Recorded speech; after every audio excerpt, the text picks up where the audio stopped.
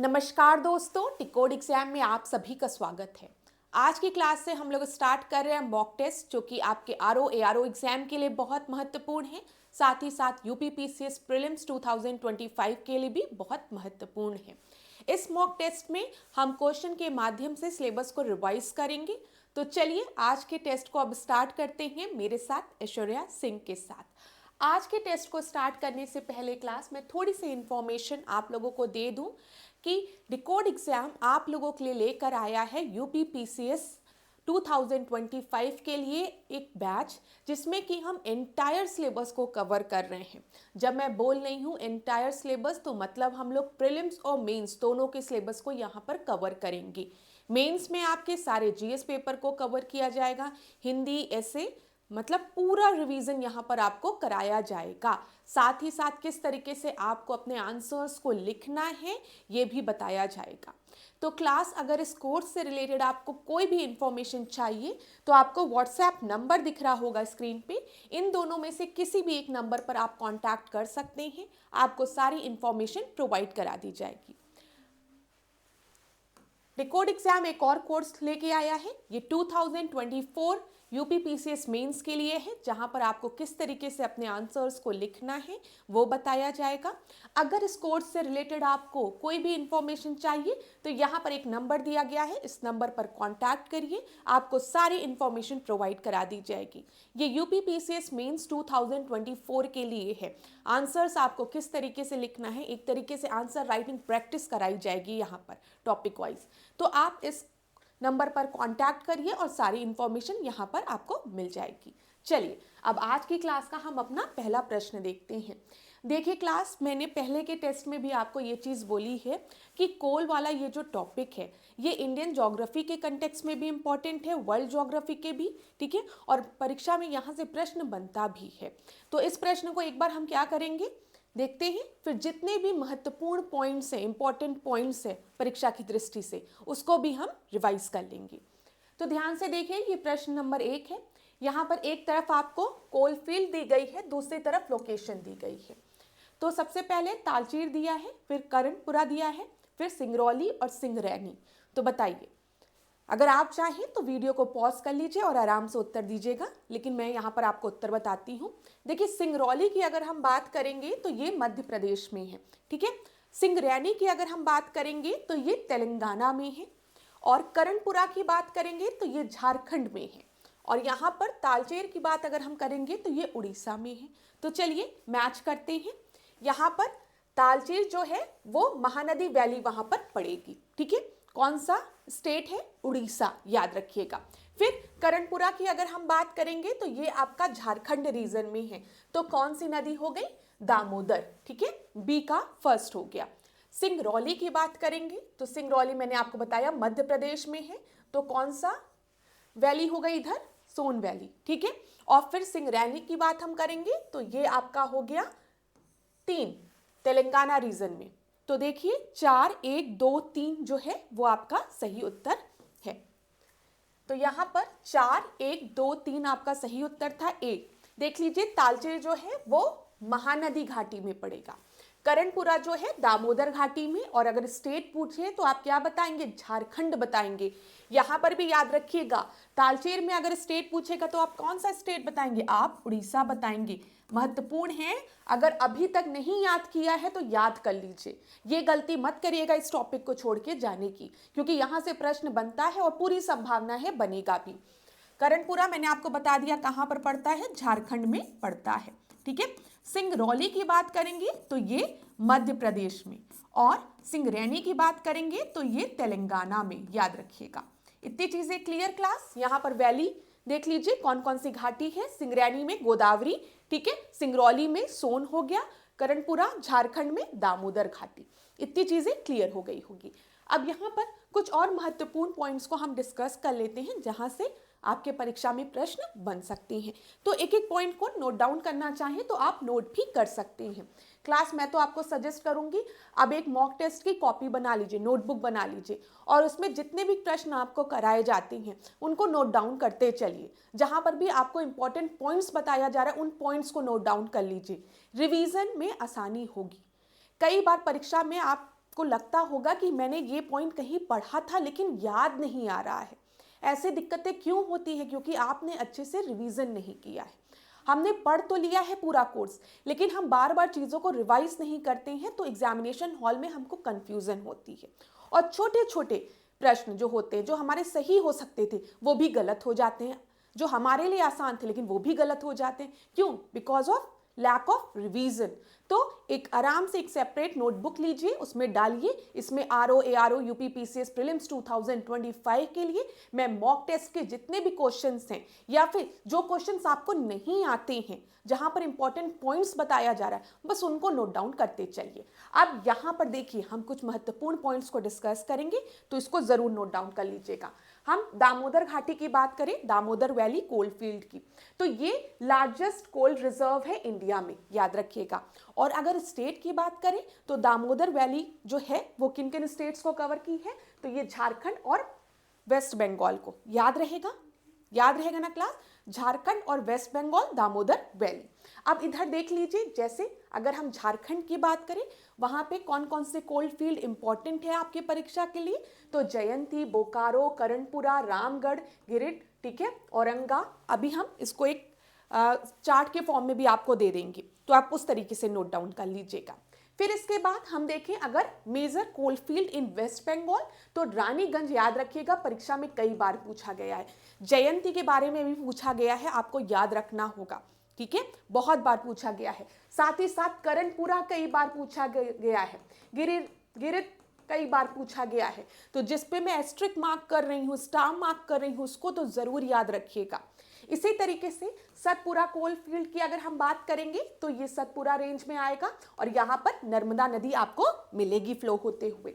सोन valley coal field की हम बात करेंगे तो अभी थोड़ी देर पहले मैंने डिस्कस किया, मध्य प्रदेश वाला रीजन आपका आएगा और उत्तर प्रदेश का कुछ रीजन इस वैली में आएगा, ठीक है। यहाँ पर इंपॉर्टेंट जो है सिंगरौली परीक्षा में पूछा गया है, यहाँ पर सुहागपुर भी पूछा गया है, ठीक है, उमरिया भी पूछा गया है, ये सारे पूछे गए हैं तो आपको याद रखना है, ठीक है। पेंच याद रखिएगा, रामकोला, टाटा पानी।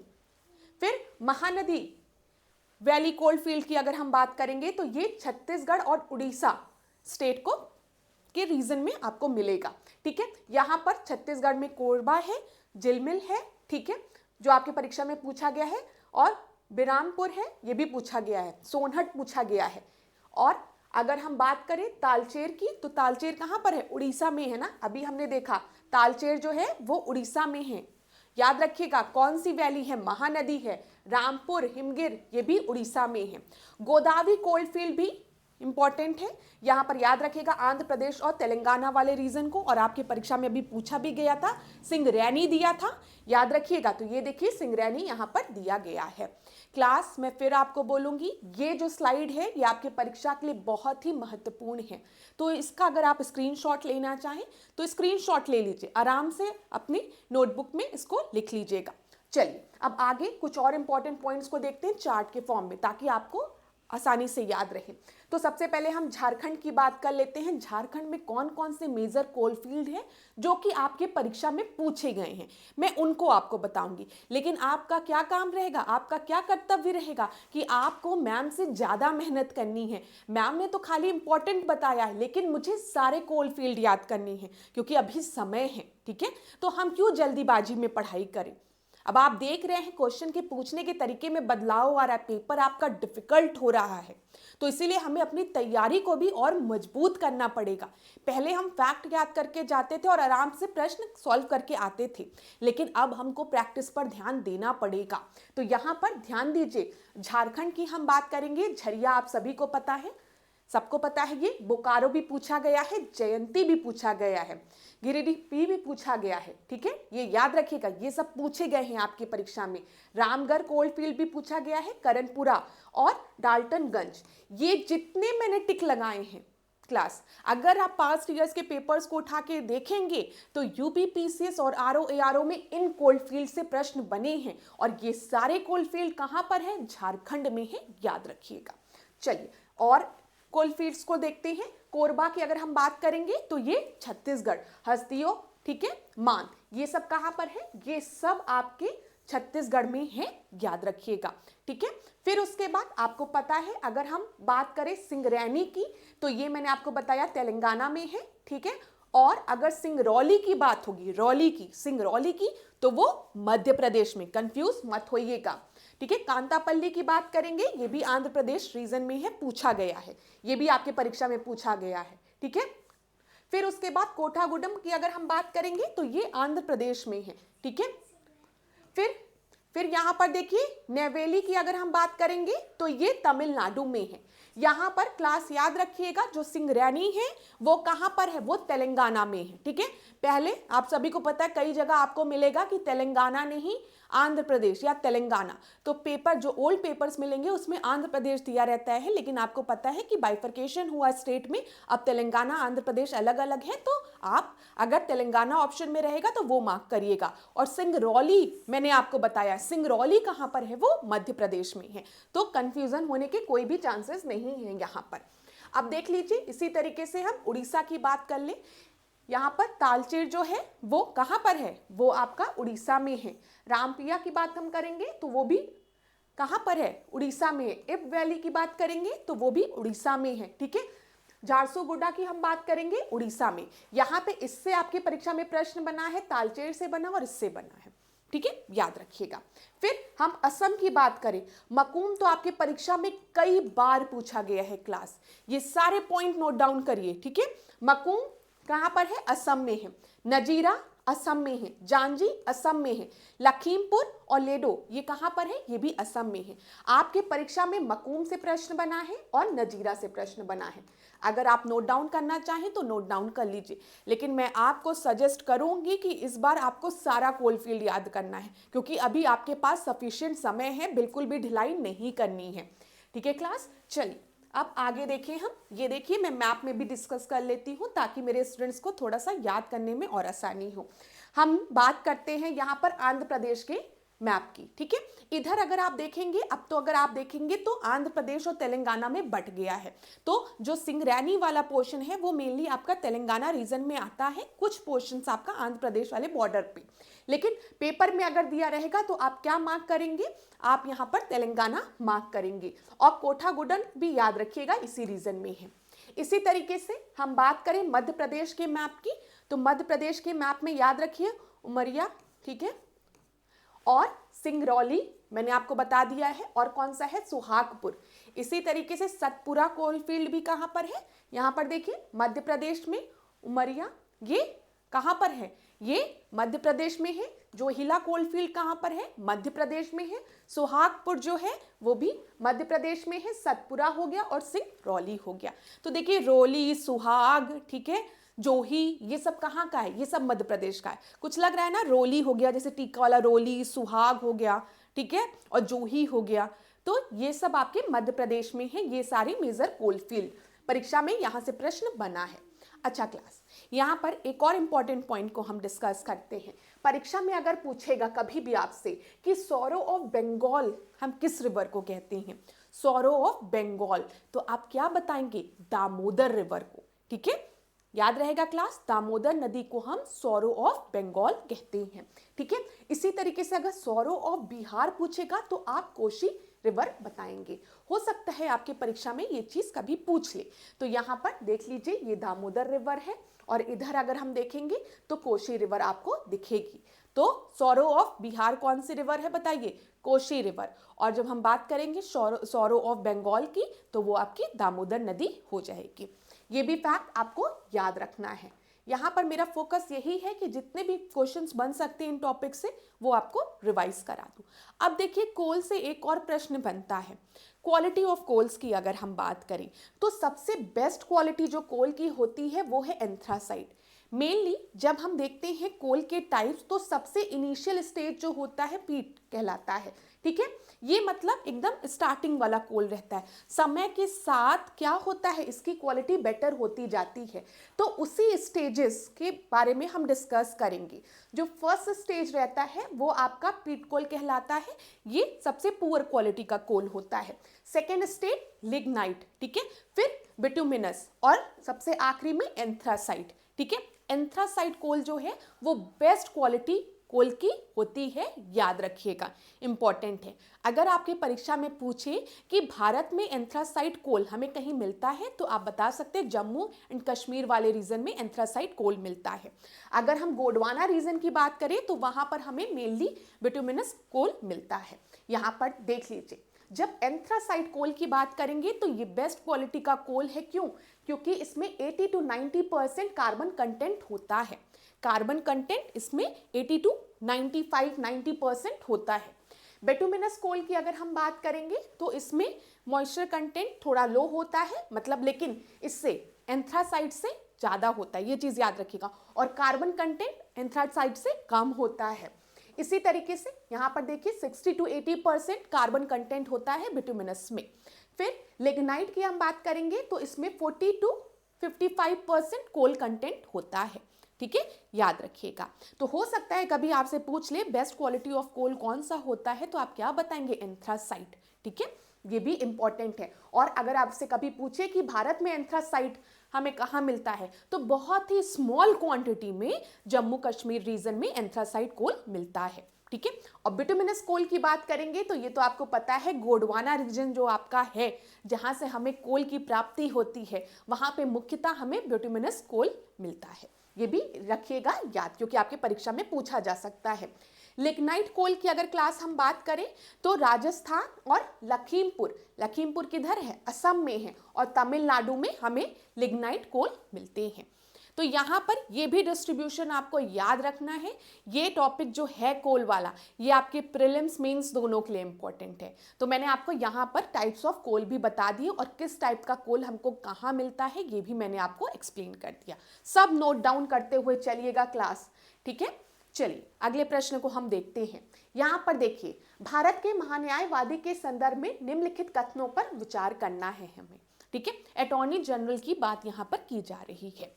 तो चलिए बताइए, राष्ट्रपति सर्वोच्च न्यायालय का न्यायाधीश होने के योग्य किसी व्यक्ति को भारत का महान्यायवादी नियुक्त कर सकता है? कोई भी ऐसा व्यक्ति जो कि योग्यता रखता है सर्वोच्च न्यायालय के न्यायाधीश बनने की, तो राष्ट्रपति अगर चाहे तो उसे आपका एजी, ठीक है, अटॉर्नी जनरल अपॉइंट कर सकता है। दूसरा दिया गया है, महान्यायवादी जैसे कि संसद निर्धारित करे पारिश्रमिक प्राप्त करता है, तो जो भी उसको सैलरी मिलती है एजी को, वो कौन डिसाइड करता है? पार्लियामेंट डिसाइड करता है। ये दिया गया है यहाँ पे, संसद। तो बताइए कौन सा उत्तर आपका सही है? यहाँ पर कौन सा स्टेटमेंट सही है?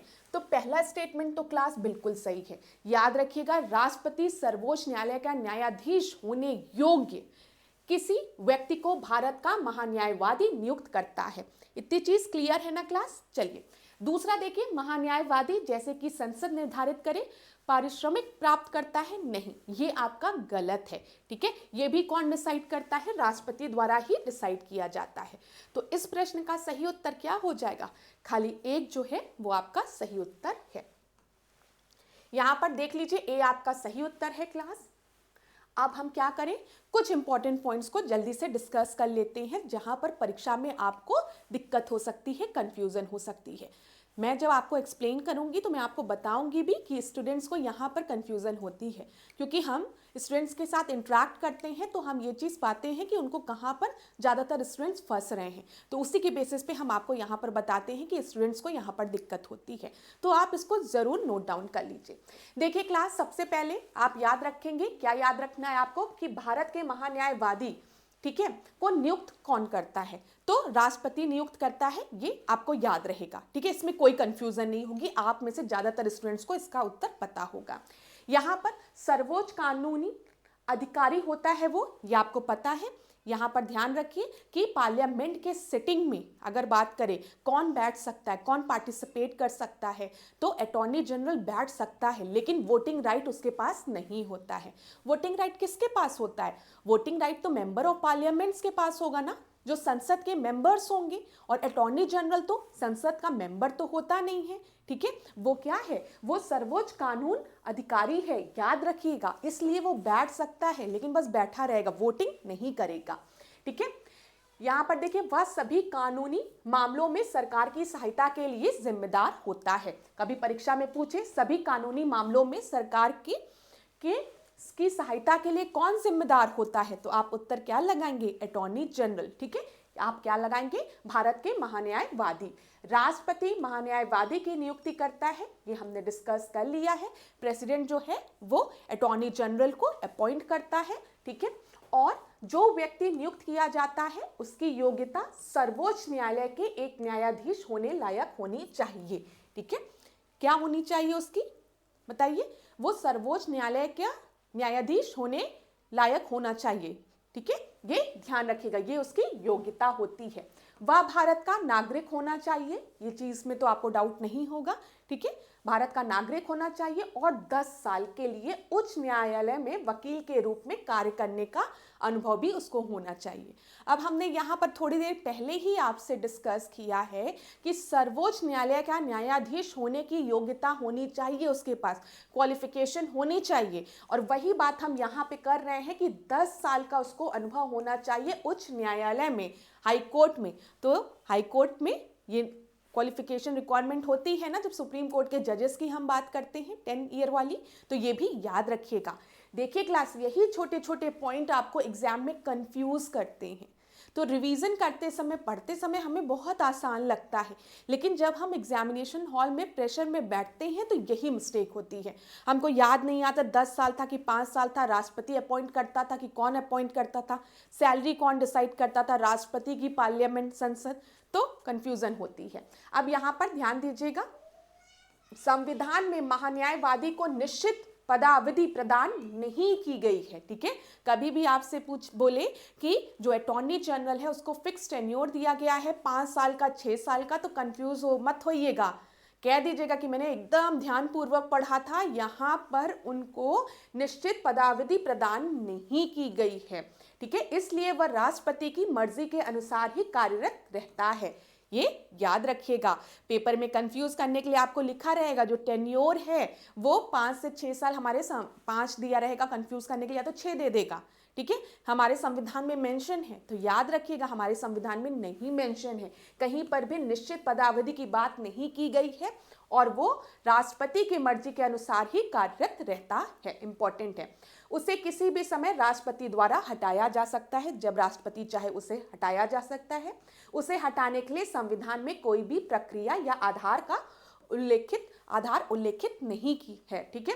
महान्यायवादी वही पारिश्रमिक प्राप्त करता है जो राष्ट्रपति निर्धारित करता है, तो यहाँ पर ध्यान रखिएगा, राष्ट्रपति ही महान्यायवादी को अपॉइंट करता है। कितने समय तक महान्यायवादी रहेगा ये भी कौन डिसाइड करेगा, राष्ट्रपति। जब राष्ट्रपति चाहे उससे हटा सकता है, कितना उसे वेतन मिलेगा ये भी कौन डिसाइड करेगा, यहाँ पर राष्ट्रपति ही। संविधान ने महान्यायवादी का पारिश्रमिक निर्धारित नहीं किया गया है संविधान में, याद रहेगा ना क्लास। इन्हीं पॉइंट्स में कंफ्यूजन होती है, मैं फिर आपको बता दूं, इन्हीं पॉइंट्स में कंफ्यूजन होती है, तो ध्यानपूर्वक एक जगह नोट डाउन कर लीजिए, रिवीजन करते रहिए। चलिए अब हम आगे देखते हैं।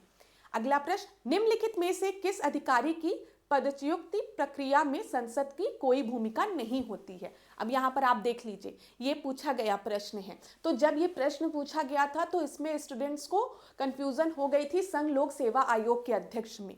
लोगों को पता था, ठीक है, उच्च न्यायालय, सर्वोच्च न्यायालय में अगर हम बात करेंगे तो यहाँ पर पार्लियामेंट का रोल होता है। कैग की में भी कुछ स्टूडेंट्स को कंफ्यूज हुई थी, लेकिन जिन्होंने ध्यानपूर्वक पढ़ा था उनको पता था कि कैग में भी किनका रोल होता है, पार्लियामेंट का रोल होता है। क्योंकि कैग के अगर हम बात करें रिमूवल की, तो सेम प्रोसीजर होता है जो कि सुप्रीम कोर्ट जजेस का होता है, तो ये भी होता है। लेकिन संघ लोक सेवा आयोग के अध्यक्ष के बारे में स्टूडेंट्स कंफ्यूज हो गए थे, और यही आपका उत्तर था।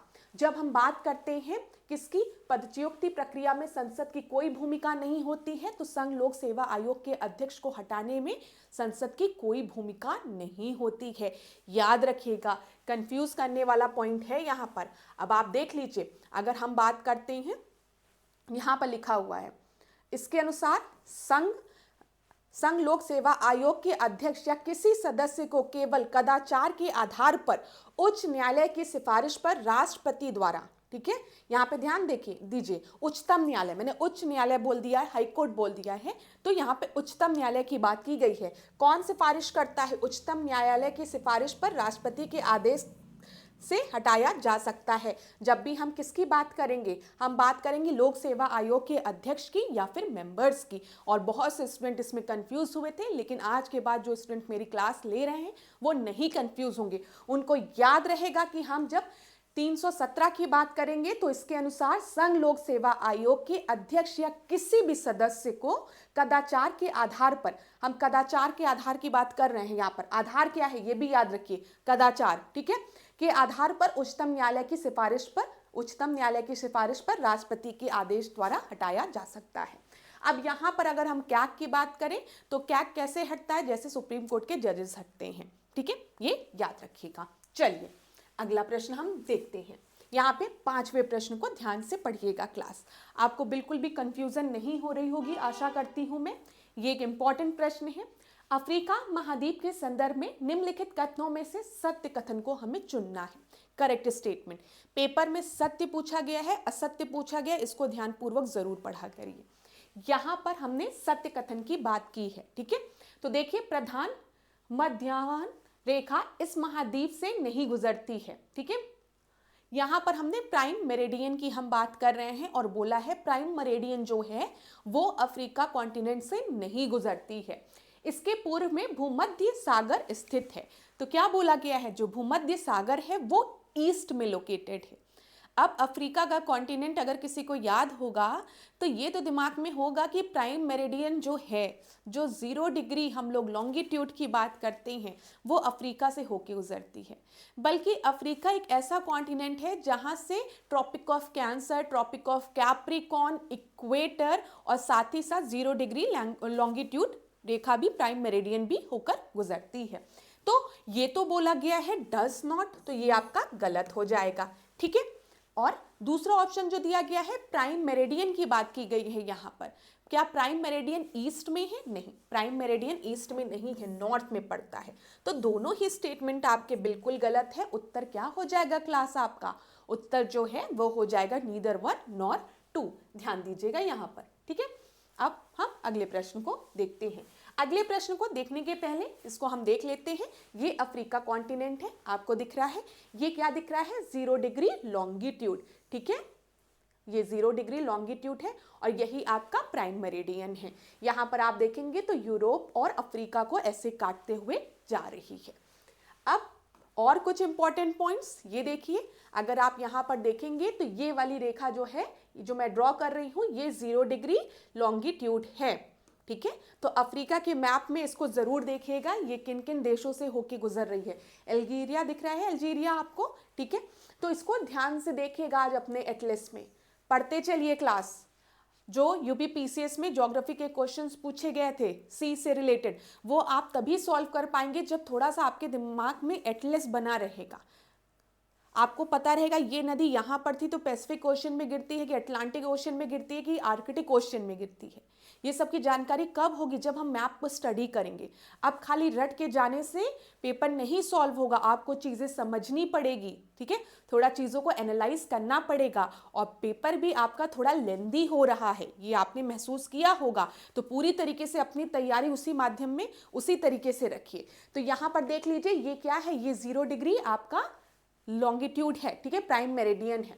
जब हम बात करते हैं अफ्रीका की तो यहाँ पर देखिए 23.5 डिग्री आपका नॉर्थ हो गया, ट्रॉपिक ऑफ कैंसर की बात हमने कर ली। 0 डिग्री की अगर हम बात करेंगे तो ये इक्वेटर हो गया। क्या हो गया क्लास? इक्वेटर हो गया, ध्यान रहेगा। और यहाँ पर साउथ में 23.5 डिग्री ट्रॉपिक ऑफ कैप्रिकॉर्न हो गया।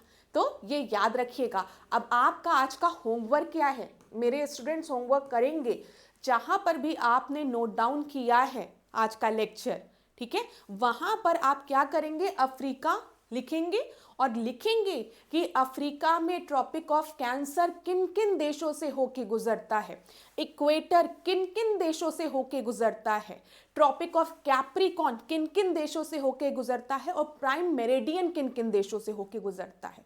इससे 2 फायदा होगा। मैं चाहती अभी आपको खट से बता दूं, ठीक है, आपको दिख भी रहा होगा, लेकिन जब आप खुद ये घर पे बैठ के होमवर्क करेंगे ना तो आपको चीजें याद रहेगी, क्योंकि आपने थोड़ी मेहनत की। ये याद रखिएगा, यही पर्पस होता है, घर में होमवर्क दिया जाता है टीचर्स द्वारा स्कूल में कि होमवर्क घर से करके आना, ताकि हम थोड़ा सा तो घर पे जाकर बाद में खुद से पढ़ें, सेल्फ स्टडी करें।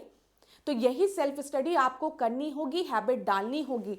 यहाँ पर जरूर लिखिएगा Tropic of Cancer, Tropic of Capricorn और इक्वेटर, और साथ ही साथ प्राइम मेरिडियन अफ्रीकन कॉन्टिनेंट में किन किन कंट्री से होके गुजर रही हैं। ये आपका होमवर्क है। यहाँ पर मैं जूम करके भी आपके लिए मैप लेके आई थी, लेकिन मैंने कहा नहीं, मैं नहीं बताऊंगी, आज मेरे स्टूडेंट्स काम करेंगे। ये देखिए, ये 0 डिग्री आपको दिख रहा होगा, ठीक है। और एक चीज आप हमेशा याद रखिएगा, अफ्रीका कॉन्टिनेंट जो है ना, वो एकमात्र ऐसा कॉन्टिनेंट है जहां से Tropic of Cancer, Capricorn, equator और साथ ही साथ प्राइम मेरिडियन सब गुजरती है। ये याद रखिएगा। अच्छा, अफ्रीका कॉन्टिनेंट जब आप पढ़ेंगे ही तो यहाँ पर सहारा डेजर्ट भी पढ़ लीजिएगा।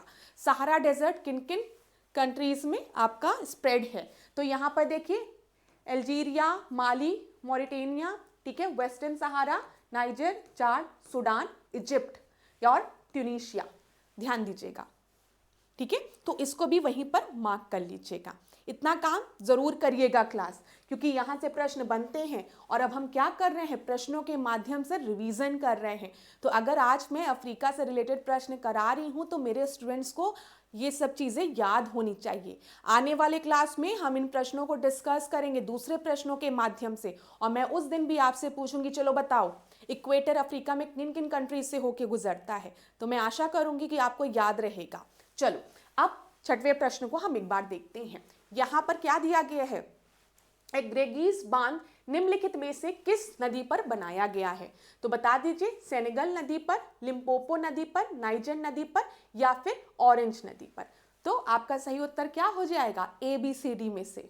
तो यहाँ पर अब आपको याद रहेगा, जो अग्रेगीज बांध है वो है ऑरेंज नदी पर। डी आपका सही उत्तर है।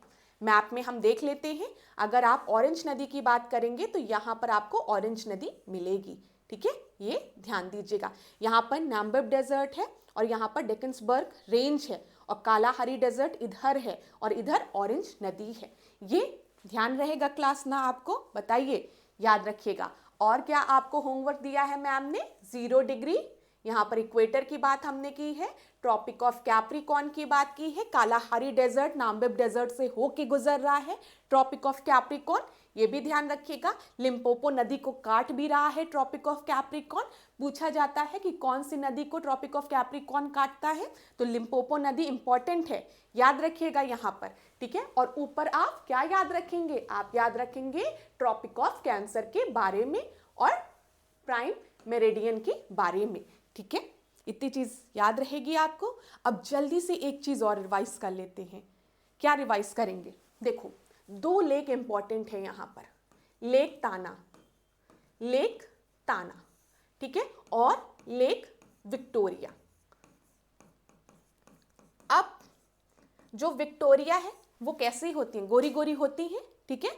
तो याद रखिएगा, लेक विक्टोरिया से व्हाइट नाइल निकलती है, ठीक है, और लेक ताना से ब्लू नाइल निकलती है। और ब्लू नाइल और जो व्हाइट नाइल है वो जाकर मिलती है कहां पर, खार्तूम में। यहां पर अगर मैं मैप में आपको दिखा दूं तो लेक ताना इधर दिखेगा आपको, इथियोपिया वाले रीजन में लेक ताना, यहां से ब्लू नाइल निकलती है, याद रखिएगा, ठीक है। और अगर हम विक्टोरिया लेक की बात करें, ये देखिए विक्टोरिया लेक को आपका जो ट्रॉपिक ऑफ नहीं, जो इक्वेटर है वो क्या करता है, कट करता है, पूछा जाता है। तो ध्यान रखिएगा, लेक विक्टोरिया को जो इक्वेटर है वो कट करता है, यहां पर लेक विक्टोरिया हो गई। तो यहां से व्हाइट नाइल निकलती है और यहां से आपका ब्लू नाइल निकलती है और दोनों जाकर मिलती हैं कहां पर, खार्तूम में मिलती हैं। ये चीज याद रखिएगा क्लास, जो मैंने आपको बताया है, परीक्षा में यहां से प्रश्न बना है। यहां पर एक बार मैं आपको दिखा दूं मैप में, क्लोज में, यहां पर ध्यान दीजिए इस मैप को, ये वाला रीजन दिख रहा है, इथियोपिया वाला रीजन, इधर सूडान में आप जाएंगे खार्तूम ये रीजन है, ठीक है। यहाँ पर ब्लू नाइल और व्हाइट नाइल आपकी आके मिलती है। और अगर हम बात करें लेक विक्टोरिया की, लेक विक्टोरिया आपको यहाँ पर दिखेगा ये, ठीक है। और लेक विक्टोरिया को कौन काट रहा है, बता दो जल्दी से, इक्वेटर काट रहा है, ठीक है। और लेक विक्टोरिया किन किन कंट्रीज से घिरी हुई हैं, तो ये आपका केन्या, युगांडा और तंजानिया से। इसको भी याद करने का एक तरीका है कि लेक विक्टोरिया को कट कर रहा है, कौन कट कर रहा है, इक्वेटर कट कर रहा है, ठीक है। और कट में क्या आएगा, केन्या, युगांडा और तंजानिया। इतने इंपॉर्टेंट पॉइंट्स सब जगह नोट डाउन करते चलो, मैं फिर रिवाइज कराऊंगी, बिल्कुल चिंता मत करना। हो सकता है अभी कुछ स्टूडेंट्स को लग रहा हो कि मैम ज्यादा पढ़ा रही है, ज्यादा नहीं पढ़ा रही हूँ, ये सारे पॉइंट से आपके परीक्षा में प्रश्न बनते हैं, इसलिए आपको रिवाइज करा रही हूँ। और इन सब चीजों को आगे भी क्लास में रिवाइज कराऊंगी, ठीक है, रटवा दूंगी आप लोगों को, उसकी चिंता आप लोग नहीं करेंगे, लेकिन नोट डाउन करते चलिए क्लास। तो ये भी आप नोट कर लीजिएगा लेक विक्टोरिया के बारे में, और याद रखिएगा कि इसको कट कर रहा है, यहाँ केन्या हो गया, यहाँ युगांडा हो गया और इधर तंजानिया हो गया, और ये 0 डिग्री हमारा इक्वेटर हो गया। और यहाँ से कौन सी नदी निकल रही है, व्हाइट नाइल निकल रही है। और जब हम उसकी बात करेंगे ब्लू नाइल की, तो वो लेक ताना से निकल रही है, और दोनों जाकर मिल कहाँ पर रहे हैं, खार्तूम में। चलो इतनी चीजें हो गई। अब अगला प्रश्न हम देखते हैं ध्यानपूर्वक, ध्यान से देखिएगा क्लास। कनाडा के संदर्भ में दिए गए कथनों में से असत्य कथन को हमें चुनना है। क्या बोला है, इनकरेक्ट स्टेटमेंट। क्षेत्रफल के आधार पर यह विश्व का दूसरा सबसे बड़ा देश है। फिर दूसरा स्टेटमेंट दिया है, इसकी दक्षिणी सीमा पर केप कोलंबिया स्थित है। तो बताइए सही उत्तर क्या होगा। यहाँ पर फॉल्स स्टेटमेंट हमको बताना है, ध्यान से देखिएगा। तो अगर हम बात करें एरिया वाइज, यहाँ पर फॉल्स स्टेटमेंट बताना है। ये सेकेंड लार्जेस्ट कंट्री है in the term of area, ये आपका सही स्टेटमेंट है। केप कोलंबिया जो है ना, वो सदर्न बॉर्डर पर नहीं है, वो नॉर्थ में है, ठीक है, उत्तर में है। तो ये आपका गलत हो गया। यहाँ पर बोला गया फॉल्स स्टेटमेंट, तो खाली 2 जो है वो आपका गलत है, तो बी आपका सही उत्तर हो जाएगा, ठीक है क्लास। बी जो है वो सही उत्तर है आपका। यहाँ पर आप देख लीजिए, ये कनाडा दिख रहा है आपको, ठीक है। कनाडा में अगर इधर आप जाएंगे, ये पूरा जो शेडेड है ये कनाडा है, ठीक है। इधर आप देख रहे हैं, तो इधर की तरफ आपको क्या मिलेगा, आपको मिलेगा केप कोलंबिया। इसी चीज को हम यहां पर जूम करके देख रहे हैं ताकि आपको दिक्कत ना हो। इसी वाले पोर्शन को हम उधर देख रहे हैं, देख लीजिए, ग्रीनलैंड ये है, ग्रीनलैंड ये है, ग्रीनलैंड डेनमार्क के अंडर आता है, ये याद रखिएगा, ठीक है। इधर अगर आप देखेंगे तो आपको केप कोलंबिया मिलेगा। और अगर हम कनाडा के रिस्पेक्ट में देखें तो केप कोलंबिया जो है वो किस तरफ है, नॉर्थ रीजन में है ना कि सदर्न। ये चीज क्लियर हो गई ना, तो नदर्न में है, तो यहां पर वही चीज दी गई है। तो दूसरा स्टेटमेंट क्यों गलत था, ये क्लियर हो गया आपको। अगर हम क्षेत्रफल की दृष्टि से चले तो रूस के बाद, रशिया के बाद कौन आता है सेकेंड नंबर पर, कनाडा आता है एरिया वाइज। ये चीज क्लियर हो गई होगी। तो चलिए आगे देखते हैं क्लास। 8वें प्रश्न को ध्यानपूर्वक पढ़िए। यहाँ पर क्या दिया गया है, एंडीज पर्वतमाला के बारे में दिए गए कथनों में से सत्य कथन को हमें चुनना है। एंडीज की बात हम कर रहे हैं। यह दक्षिण अमेरिका महाद्वीप में उत्तर से दक्षिण दिशा में विस्तृत है। इसके उत्तर में पेंटागोनिया का पठार स्थित है। तो चलिए बता दीजिए, एंडीज माउंटेन के बारे में तो ज्यादातर स्टूडेंट्स को पता होगा, किस कॉन्टिनेंट में है, साउथ अमेरिका में है, ठीक है। चलो, तो it spread from north to south in the continent of America, बिल्कुल सही है, साउथ अमेरिका, ठीक है, सही है। To its north lies the Patagonia plateau, नहीं, पेंटागोनिया जो है वो नॉर्थ में नहीं है, वो साउथ में है, तो ये आपका गलत हो जाएगा। ट्रू स्टेटमेंट हमको बताना है क्लास। तो सही उत्तर क्या होगा, सही उत्तर केवल 1 होगा, तो ए आपका सही उत्तर है, ठीक है। अब हमारे स्टूडेंट्स क्या करेंगे, मैप में देखेंगे एक बार ताकि उनको याद रहे। तो यहां पर देख लीजिए क्लास, ये वाला, ये देखिए, ये एंडीज माउंटेन रेंज है ना, एंडीज माउंटेन रेंज है। इधर आप देखेंगे तो पूरा एंडीज आपको मिलेगा, ये चीज क्लियर है। अब यहां पर नीचे की तरफ आप देखेंगे तो आपको पेंटागोनियन डेजर्ट मिलेगा, ठीक है, क्लियर है ना क्लास। तो ये किधर है, ये साउथ में है, ना कि नॉर्थ में है। इतनी चीज क्लियर हो गई। और आपको पता है जो चिली और पेरू वाला रीजन है वो किस चीज के लिए फेमस है, वो टिन के लिए फेमस है। ये भी याद रखिएगा, परीक्षा में प्रश्न बना है। हम और भी प्रश्न आगे डिस्कस करेंगे। चलिए 9वें प्रश्न को देखिए क्लास ध्यानपूर्वक। निम्नलिखित में से कौन सा द्वीप पॉलिनेशिया के अंतर्गत नहीं आता है? पॉलिनेशिया के अंतर्गत कौन सा द्वीप नहीं आता है? समय चाहिए तो वीडियो को पॉज कर लीजिए। हवाई दिया है, समोआ दिया है, टोंगा दिया है और मार्शल दिया है। तो ए बी सी डी में से सही उत्तर क्या होगा? पॉलिनेशिया के अंतर्गत मार्शल नहीं आता है। ध्यान रखिएगा, डी जो है वो आपका सही उत्तर है। ठीक है, यहां पर देखिए क्लास, ये पॉलिनेशिया दिख रहा है आपको, इसमें समोआ दिख रहा है, हवाई दिख रहा है, ठीक है, टोंगा दिख रहा है क्लास, कुक आइलैंड दिख रहा है। तो ये सब पॉलिनेशिया का पार्ट है। माइक्रोनेशिया की बात करेंगे तो किरिबत्ती जो है वो माइक्रोनेशिया में आती है। पलाऊ जो है वो माइक्रोनेशिया का पार्ट है। और मेलेनेशिया की बात करेंगे तो फिजी आपको दिख रहा होगा। तो ये याद रखिएगा। अगर आप ड्रॉ करना चाहें तो ड्रॉ कर लीजिए, यहाँ से भी परीक्षा में प्रश्न पूछ लिए जाते हैं। तो इंपॉर्टेंट है, पॉलिनेशिया में कौन कौन है? हवाई है, समोआ है, टोंगा है और कुक आइलैंड है। ठीक है, फिर जब हम बात करेंगे मेलेनेशिया की तो फिजी याद रखिएगा, जो इंपॉर्टेंट है वो मैं आपको बता रही हूँ। माइक्रोनेशिया में किरिबत्ती और पलाऊ याद रहेगा। चलिए आगे बढ़ते हैं अगले प्रश्न पे। वही चीज यहां पर भी हमने आपके लिए इंक्लूड की है दूसरे मैप में। तो एक बार और अगर आपको देखना है तो आप देख सकते हैं। पॉलिनेशिया दिख रहा है क्लास। इधर देखिए हवाई हो गया, ठीक है, इधर किरिबत्ती हो गया, समोआ हो गया और तुवालू हो गया, ठीक है, और टोंगा भी इधर ही है। यहां पर देख लीजिए, टोंगा मैंने आपको बताया था। कुक आइलैंड भी किस में है? पॉलिनेशिया में है। इंपॉर्टेंट है, मैं फिर कहूंगी इंपॉर्टेंट है, तो नोट डाउन कर जरूर लीजिएगा। फिर उसके बाद माइक्रोनेशिया में अगर हम देखें तो माइक्रोनेशिया में मार्शल ऑप्शन दिया था ना, तो मार्शल यहां पर है, ध्यान दीजिएगा। और पलाऊ याद रखिएगा, पलाऊ और मार्शल जो है वो किस में है? माइक्रोनेशिया में है। और हम मेलेनेशिया की बात करेंगे तो यहां पर बस आप याद रखिएगा, क्या? सोलोमन आइलैंड याद रख लीजिएगा और फिजी याद रख लीजिएगा। इतना याद रहेगा ना क्लास, तो इसको ड्रॉ कर लीजिए। आप चाहें तो स्क्रीनशॉट भी ले लीजिए और नोटबुक में लिख लीजिएगा। मैं फिर आपसे रिक्वेस्ट करूंगी, आपको सजेस्ट करूंगी कि अभी हमारे पास समय है तो हम चीज़ों को थोड़ा डिटेल में पढ़ रहे हैं, लेकिन जब एग्जाम बहुत पास आ जाता है तो मैं हर प्रश्न में इतना समय आपको नहीं दे पाऊंगी। लेकिन सही पढ़ने का तरीका यही है जो मैं आपको पढ़ा रही हूँ, कि एक टॉपिक को हमने पढ़ा, उससे रिलेटेड और क्या प्रश्न बन सकते हैं, थोड़ा सा उस पर भी विचार कर ले 2 मिनट का समय देकर। ठीक है, इससे क्या होगा? रिवीजन ज्यादा से ज्यादा होगा। तो आप लोग एक मॉक टेस्ट की अलग नोटबुक बनाइए अब की बार, और उसमें हर प्रश्न को जो भी आपको इंपॉर्टेंट पॉइंट लगते हैं 1 2 3 4 करके लिख लीजिए और बार बार उसको रिवीजन करिए।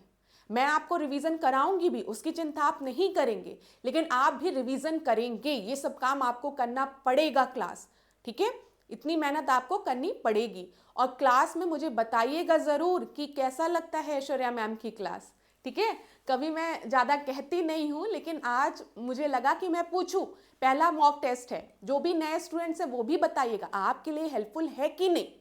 देखिए, अगर आप मुझे समय दे रहे हैं और वो समय, उस समय में आपके लिए ये क्लास हेल्पफुल रहे तो बहुत अच्छी बात है। तो मेरी मेहनत भी सफल हो जाएगी, ठीक है, मेरी मेहनत भी सफल हो जाएगी। तो और आप लोगों की दुआ भी लगेगी, सबसे बड़ी बात है। चलो आगे देखते हैं अगले प्रश्न को। तो बताइएगा जरूर कि क्लास कैसी लगी। 10वें प्रश्न को देखें। आवास स्पष्ट भौतिक लक्षणों से युक्त होता है, ठीक है। एक आवास में केवल एक निकेत हो सकता है। हैबिटेट की बात की गई है, बोला गया है habitat consist of distinct physical features and habitat can have only one niche, ठीक है। तो बताइए हैबिटेट की बात कर रहे हैं, 2-3 चीजें होती है। एक होम रेंज होती है। 2-3 टर्म मैं अपने स्टूडेंट्स को डिस्कस करूंगी, और आने वाले टेस्ट में भी अगर जरूरत पड़ेगी तो मैं आपको फिर रिवाइज कराऊंगी। ध्यान रखिए, होम रेंज होता है, हैबिटेट होता है, और हम कह रहे हैं यहां पर नीश के बारे में, ठीक है। आप अपने घर में रहते हो, घर में रहते हो ना, मम्मी पापा के साथ रहते हो, खुशी खुशी रहते हो, या फिर हो सकता है अभी तैयारी कर रहे हो तो हॉस्टल में रहते हो, अपने रूम में रहते हो, तो वो भी आपका हैबिटेट है उस समय के लिए, सोते खाते पीते वहीं पर हो अपने घर में, तो वो आपका हैबिटेट हो गया। होम रेंज क्या है? आपके घर के बगल में पार्क है, 2-3 दुकानें हैं जहां पर आप घूमते टहलते हुए जाते हो और अपना सामान खरीदते हो और वापस आ जाते हो। पार्क है, पार्क में जाते हो, खेलते हो, 2-3 मिनट दोस्तों से बात करते हो, घर में वापस आ जाते हो अपने हैबिटेट पे। होम रेंज कहाँ है? जहां पर टहलते हो आराम से और बात बात करते हुए वापस आ जाते हो। ठीक है, तो इसी तरीके से जो जानवर होते हैं उनका भी हैबिटेट होता है, होम रेंज होता है। होम रेंज पूरा जंगल हो गया जहां पर शेर निकला और आराम से पूरे दिन टहला, फिर रात में शेर चलते हैं वैसे, ठीक है। जो टाइगर होते हैं वो रात में भ्रमण करते हैं, तो वो सुबह सोएंगे, अपने हैबिटेट में आके सो जाएंगे अपनी जगह पर, लेकिन पूरी रात वो टहलते हैं और जहां जहां टहलते हैं वो उनका होम रेंज है। वो अपने होम रेंज को पहचानते हैं, लेकिन वो अपने होम रेंज के लिए कभी भी किसी जानवर से झगड़ा नहीं करते हैं। क्लास सुनने में बड़ा मजा आ रहा होगा, लेकिन इन पॉइंट से आपके परीक्षा में प्रश्न बन सकते हैं और आप कंफ्यूज भी हो सकते हैं। तो जो भी बता रही हो ध्यान पूर्वक सुनिए। आप जब भी मार्केट जाते हो, पार्क जाते हो, तो क्या आप अपने पड़ोसी को रोकते हो कि नहीं नहीं नहीं, इस दुकान से खाली मैं खरीदूंगा, तुम नहीं खरीद सकते, या इस पार्क में खाली मैं टहलूंगा, तुम नहीं टहल सकते? हाँ, आप नहीं करोगे। तो कभी भी जो स्पीशीज हैं वो होम रेंज के लिए फाइट नहीं करते हैं। इसी तरीके से जानवर भी होम रेंज के लिए फाइट नहीं करते हैं। लेकिन जब हम हैबिटेट की बात करते हैं, जहां पर वो रह रहे हैं, जो उनका घर है, उसके लिए वो दूसरे स्पीशीज से फाइट करेंगे। जैसे हम और आप, अगर हमारे घर में एक अजनबी आके सोने लगे या एक अजनबी आके बैठ जाए, तो हम उससे कहेंगे ना, चलो भागो, आपके शक से यहाँ पर आए हैं, ये मेरा घर है, मेरे बिना अनुमति के आप नहीं आ सकते हैं। तो वहां पर क्या होगा? वहां पर थोड़ा बहुत झिकपिक होगा, फाइट होगी। तो याद रखिएगा ये भी चीज, ठीक है। और नीच की अगर हम बात करते हैं क्लास, तो नीच क्या है? एक फंक्शनल रोल होता है हर स्पीशीज का। आपका घर है, आपका घर एक हैबिटेट है, एक हैबिटेट में कई मेंबर हैं, आपके मम्मी पापा, दादा दादी, ठीक है, बुआ और छोटे छोटे बच्चे, सब। तो सबका अपना एक फंक्शनल रोल है। मम्मी ने खूब अच्छा सा टेस्टी सा खाना बनाया, आपने खाना खाया, सर में दर्द हुआ, माँ ने बाम लगा दिया। पापा जो हैं वो गए मार्केट से अपने बच्चे के लिए खूब सुंदर सा कपड़ा लेके चले आए। अब इसमें ये मत सोचिएगा मैम मैं पेट्रियार्कल सोसाइटी को प्रमोट कर रही हूँ, नहीं, बस मैं आपको समझाने का प्रयास कर रही हूँ। अगर आपका मन करे तो मम्मी को ऑफिस के साथ घर का भी काम करवा दीजिए, ठीक है, जो भी आपका मन करे। बस मैं आपको ये बताने का प्रयास कर रही हूँ कि यहाँ पर सबका एक फंक्शनल रोल होता है। माँ का अपना अलग होता है, पिता का अपना अलग होता है, जो छोटे छोटे बच्चे हैं उनका भाई बहनों का रोल अलग होता है, दादा दादी का रोल अलग होता है ना। तो जब भी हम इसकी बात करते हैं, फंक्शनल रोल की बात करते हैं, तो वो नीश होता है, ठीक है। इसमें रिप्रोडक्शन, ऑफ स्प्रिंग सब आते हैं जो भी फंक्शनल रोल होते हैं। तो एक हैबिटेट में जरूरी नहीं है कि एक ही स्पीशीज का नीश हो, उसमें कई स्पीशीज का भी नीश हो सकता है, याद रखिएगा। तो यहाँ पर आवाज स्पष्ट भौतिक लक्षणों से युक्त होता है। हाँ, सही बात है, हमारे हैबिटेट में कई फिजिकल फीचर्स होते हैं ना, इसमें कोई दिक्कत नहीं है। A habitat can have only one niche, नहीं, हैबिटेट में कई नीश हो सकते हैं, लेकिन हर स्पीशीज का अपना नीश होता है, ठीक है, उनका एक अपना डिस्टिंक्ट फंक्शनल रोल होता है, ये याद रखिएगा। तो यहाँ पर चलो मार्क करते हैं क्लास। आपका सही उत्तर क्या है? पहला तो सही है, ठीक है, लेकिन दूसरा गलत है। तो यहाँ पर A is true but R is false, तो सी आपका सही उत्तर हो जाएगा। चलिए अगला प्रश्न हम देखते हैं। यहाँ पर क्या प्रश्न पूछा गया है, ध्यान से देखिए।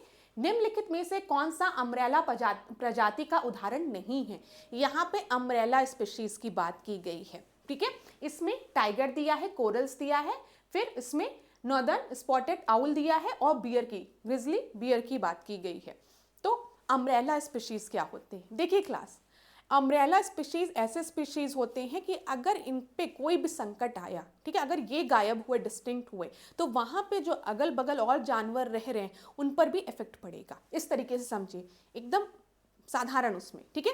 तो यहाँ पर देखिए जो कोरल्स होते हैं, ठीक है, ये अम्ब्रेला स्पीशीज में नहीं आते हैं। बी आपका सही उत्तर है। एक बार मैं इसको रीड भी कर देती हूँ ताकि आपको ज्यादा अच्छे से क्लियर हो जाए।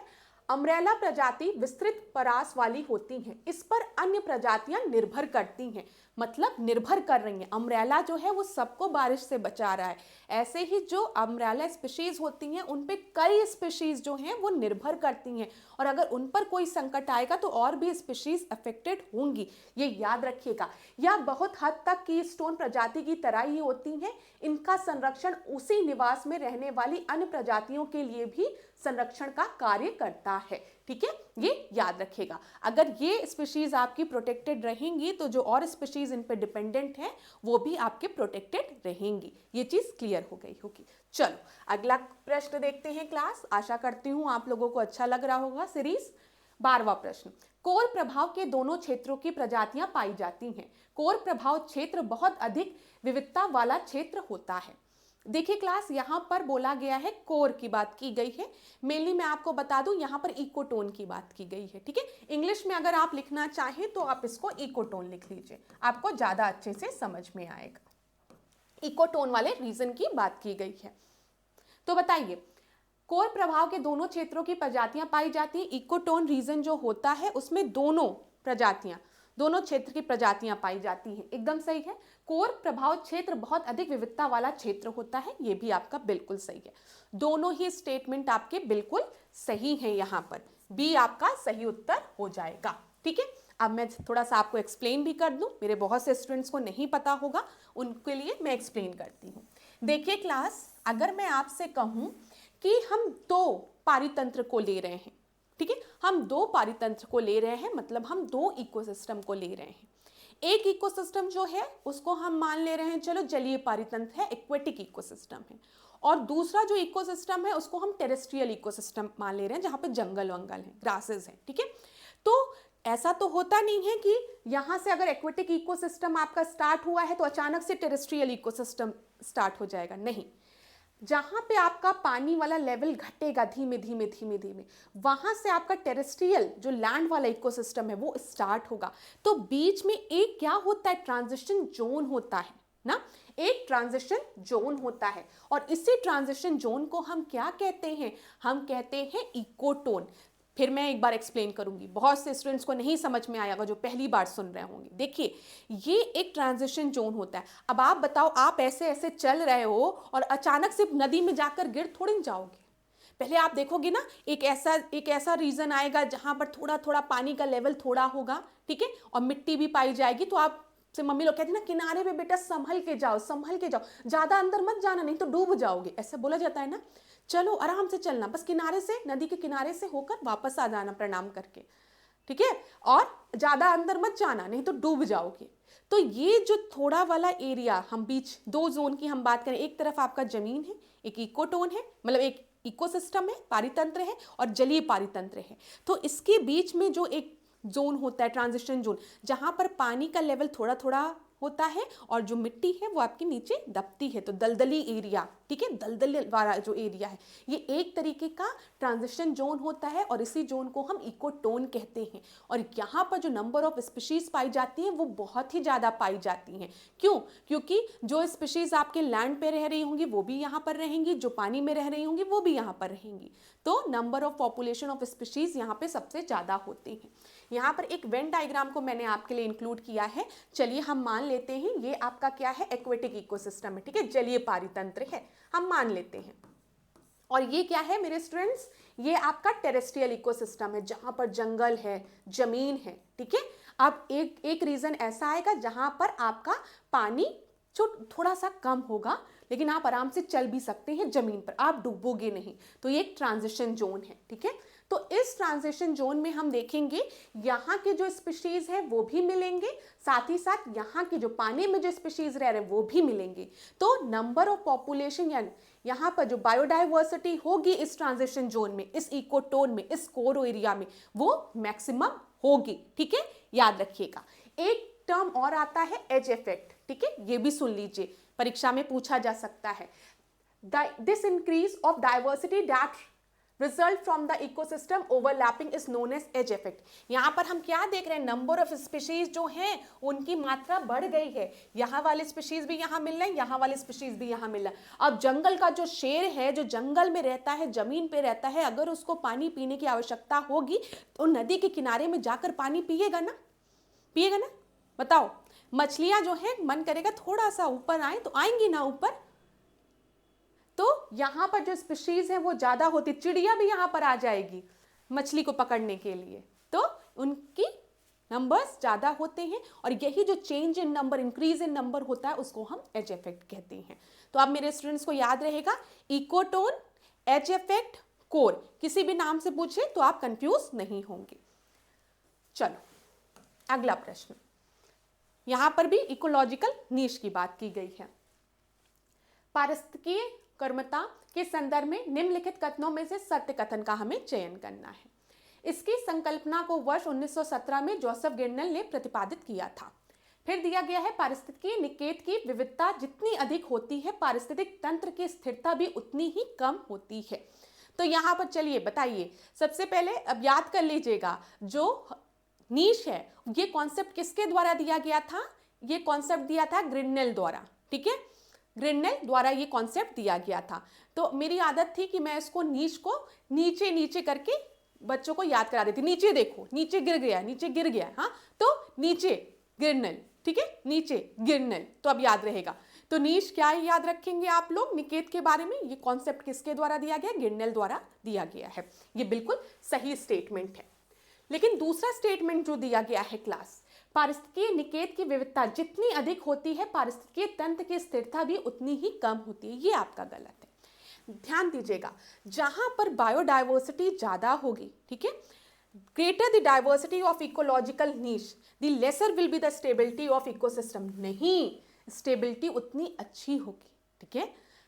आप खुद सोचो, अगर सबको अपना नीश पता है, ठीक है, अपना फंक्शनल रोल पता है, तो उस घर में क्या रहेगी, स्टेबिलिटी रहेगी ना। तो उसी तरीके से जानवरों के साथ भी अगर उनको पता है अपने नीश के बारे में, तो वहां पर स्टेबिलिटी रहेगी। तो ध्यान दीजिएगा, तो ये आपका गलत हो गया, ठीक है। ये जो दिया गया है लेसर, ये गलत है, greater will be the stability, ये आपका गलत हो गया। तो ट्रू स्टेटमेंट बताना था, उत्तर क्या हो जाएगा, ओनली 1, ए आपका सही उत्तर है। अगला प्रश्न 14 प्रश्न को हम देखते हैं, क्या दिया गया है, दिए गए कथनों में से असत्य कथन को चुनना है हमें। तो चलिए चुनिए, संपूर्ण जैव मंडल एक जटिल पारिस्थितिकी तंत्र है, बढ़ते पोषण स्तरों में श्वसन द्वारा ऊर्जा का सापेक्षिक ह्रास नहीं होता है। चलिए बताइए, हम इकोसिस्टम की बात करें तो जो इकोसिस्टम है, एंटायर बायोस्फीयर, ये एक कॉम्प्लेक्स इकोसिस्टम है। हम कह सकते हैं, हाँ कह सकते हैं, बायोस्फीयर की जब हम बात करेंगे, आपको पता है ना बायोस्फीयर क्या है, जहां पर भी लाइफ है। अगर हम अपने पृथ्वी की बात करें तो लाइफ कहाँ कहाँ है, जलीय पारितंत्र में भी मिलेगा, ठीक है, एक्वेटिक इकोसिस्टम में, टेरेस्ट्रियल इकोसिस्टम में, हर जगह हमको जीवन दिखेगा ना। तो एक कॉम्प्लेक्स इकोसिस्टम है ना, बायोस्फीयर है, ठीक है। क्लास जो मैंने आप लोगों की इन्वायरमेंट की क्लास ली है, ठीक है, पूरा थ्योरी वाली, उसमें मैंने आपको बताया है इकोसिस्टम बहुत अच्छे से। मैं फिर आपको एक बार रिवाइज कराती हूँ, मेरे जो स्टूडेंट्स पहले से क्लास देख रहे हैं उनको ये कॉन्सेप्ट क्लियर हो गया होगा, लेकिन जो नए स्टूडेंट हैं उनके लिए मैं ये कॉन्सेप्ट एक बार क्लियर कर दूं। हमेशा अपने दिमाग में एक बात को याद रखिएगा, जब भी हम पारितंत्र की बात करेंगे, हम इकोसिस्टम की बात करेंगे, तो यहाँ पर आपके दोनों घटक का होना अनिवार्य है। दोनों घटक मतलब एक आपके जैविक और अजैविक घटक, मतलब हम किसकी बात कर रहे हैं, हम बायोटिक और एबायोटिक कंपोनेंट की बात कर रहे हैं। याद रखिएगा, किसी भी इकोसिस्टम में ये दोनों घटक, ये दोनों कंपोनेंट होना बहुत ही ज्यादा अनिवार्य है, ये याद रखिएगा। अगर परीक्षा में आपको दे दे कि हम एक ऐसे पारितंत्र, हम एक ऐसे सिस्टम की बात करें जहां पर खाली लिविंग ऑर्गेनिज्म है, ठीक है, जिसमें पेड़ हैं, पक्षी हैं, जानवर हैं, इंसान हैं, ठीक है, क्या ये मिलकर एक पारितंत्र का निर्माण करेंगे, तो आप कहेंगे नहीं, खाली आपके बायोटिक कंपोनेंट मिलकर कभी भी इकोसिस्टम का निर्माण नहीं करेंगे। अगर दिया गया है इकोसिस्टम कंसिस्ट ऑफ, ध्यान से सुनिए इंग्लिश में भी, इकोसिस्टम कंसिस्ट ऑफ एनिमल, ठीक है, बर्ड्स, या लिविंग ऑर्गेनिज्म ओनली, तो आप कहेंगे no, ecosystem has two components both biotic and abiotic. A biotic component मतलब इकोसिस्टम में, पारितंत्र में जैविक अजैविक घटक दोनों का होना बहुत अनिवार्य है और दोनों के बीच में एक क्रिया इंटरेक्शन भी होना बहुत अनिवार्य है। तो इकोसिस्टम जो है वो छोटे से छोटा भी हो सकता है, बड़े से बड़ा भी हो सकता है। हम एक मुट्ठी चीनी लेंगे, ये एग्जाम्पल मैं हमेशा देती हूँ अपने स्टूडेंट्स को समझाने के लिए। तो अगर हमने एक मुट्ठी चीनी ली और एक मुट्ठी चीनी को चींटियां खा रही हैं, तो क्या ये एक पारितंत्र का निर्माण कर रहा है कि नहीं कर रहा है? थोड़ा सोच के बताओ। एक मुट्ठी चीनी मेरे हाथ में है और इसको चींटियां खा रही हैं, तो क्या ये एक पारितंत्र का निर्माण कर रहा है कि नहीं कर रहा है? ये एक पारितंत्र का निर्माण कर रहा है, ये एक इकोसिस्टम फॉर्म कर रहा है। कैसे? जो चींटियां हैं वो आपके जैविक घटक है, बायोटिक कंपोनेंट है, लिविंग है ना, और जो चीनी के दाने हैं छोटे छोटे वो आपके अजैविक घटक हैं। ठीक है, ए बायोटिक कंपोनेंट है और चींटियां चीनी को खा रही हैं, तो एक इकोसिस्टम बन गया। हमारी पृथ्वी जो है वो एक इकोसिस्टम का एग्जाम्पल है और बहुत ही कॉम्प्लेक्स इकोसिस्टम का एग्जाम्पल है। क्यों? क्योंकि यहाँ पे जैविक और अजैविक घटक दोनों हैं। हम आप जीवित हैं, जानवर जीवित हैं, ठीक है, पक्षी जीवित है, साथ ही साथ जो पहाड़ हैं, नदियां हैं, हवाएं हैं, ये सब क्या है? अजैविक घटक है। तो इकोसिस्टम छोटे से छोटा भी हो सकता है, बड़े से बड़ा भी हो सकता है, लेकिन बस हमें ध्यान रखना है कि जैविक और अजैविक घटक दोनों का होना बहुत अनिवार्य है। ठीक है, ये चीज क्लियर हो गई होगी। चलो देखिए क्लास, मैं आपको इतने उससे चीजें इसलिए समझा रही हूं क्योंकि प्रश्न अब थोड़ा एनालिटिकल वाला बन रहा है। अब ऐसा नहीं है कि डायरेक्ट प्रश्न पूछ लिया। पहले अगर मुझे पढ़ाना होता तो मैं अपने स्टूडेंट से कहती कि जो नीच कॉन्सेप्ट है वो ग्रिंडल द्वारा दिया गया है, याद कर लो। लेकिन अब मैं चाहती हूं कि उनको ये तो याद रहे कि ग्रिंडल ने नीच कॉन्सेप्ट दिया है, लेकिन नीच होता क्या है।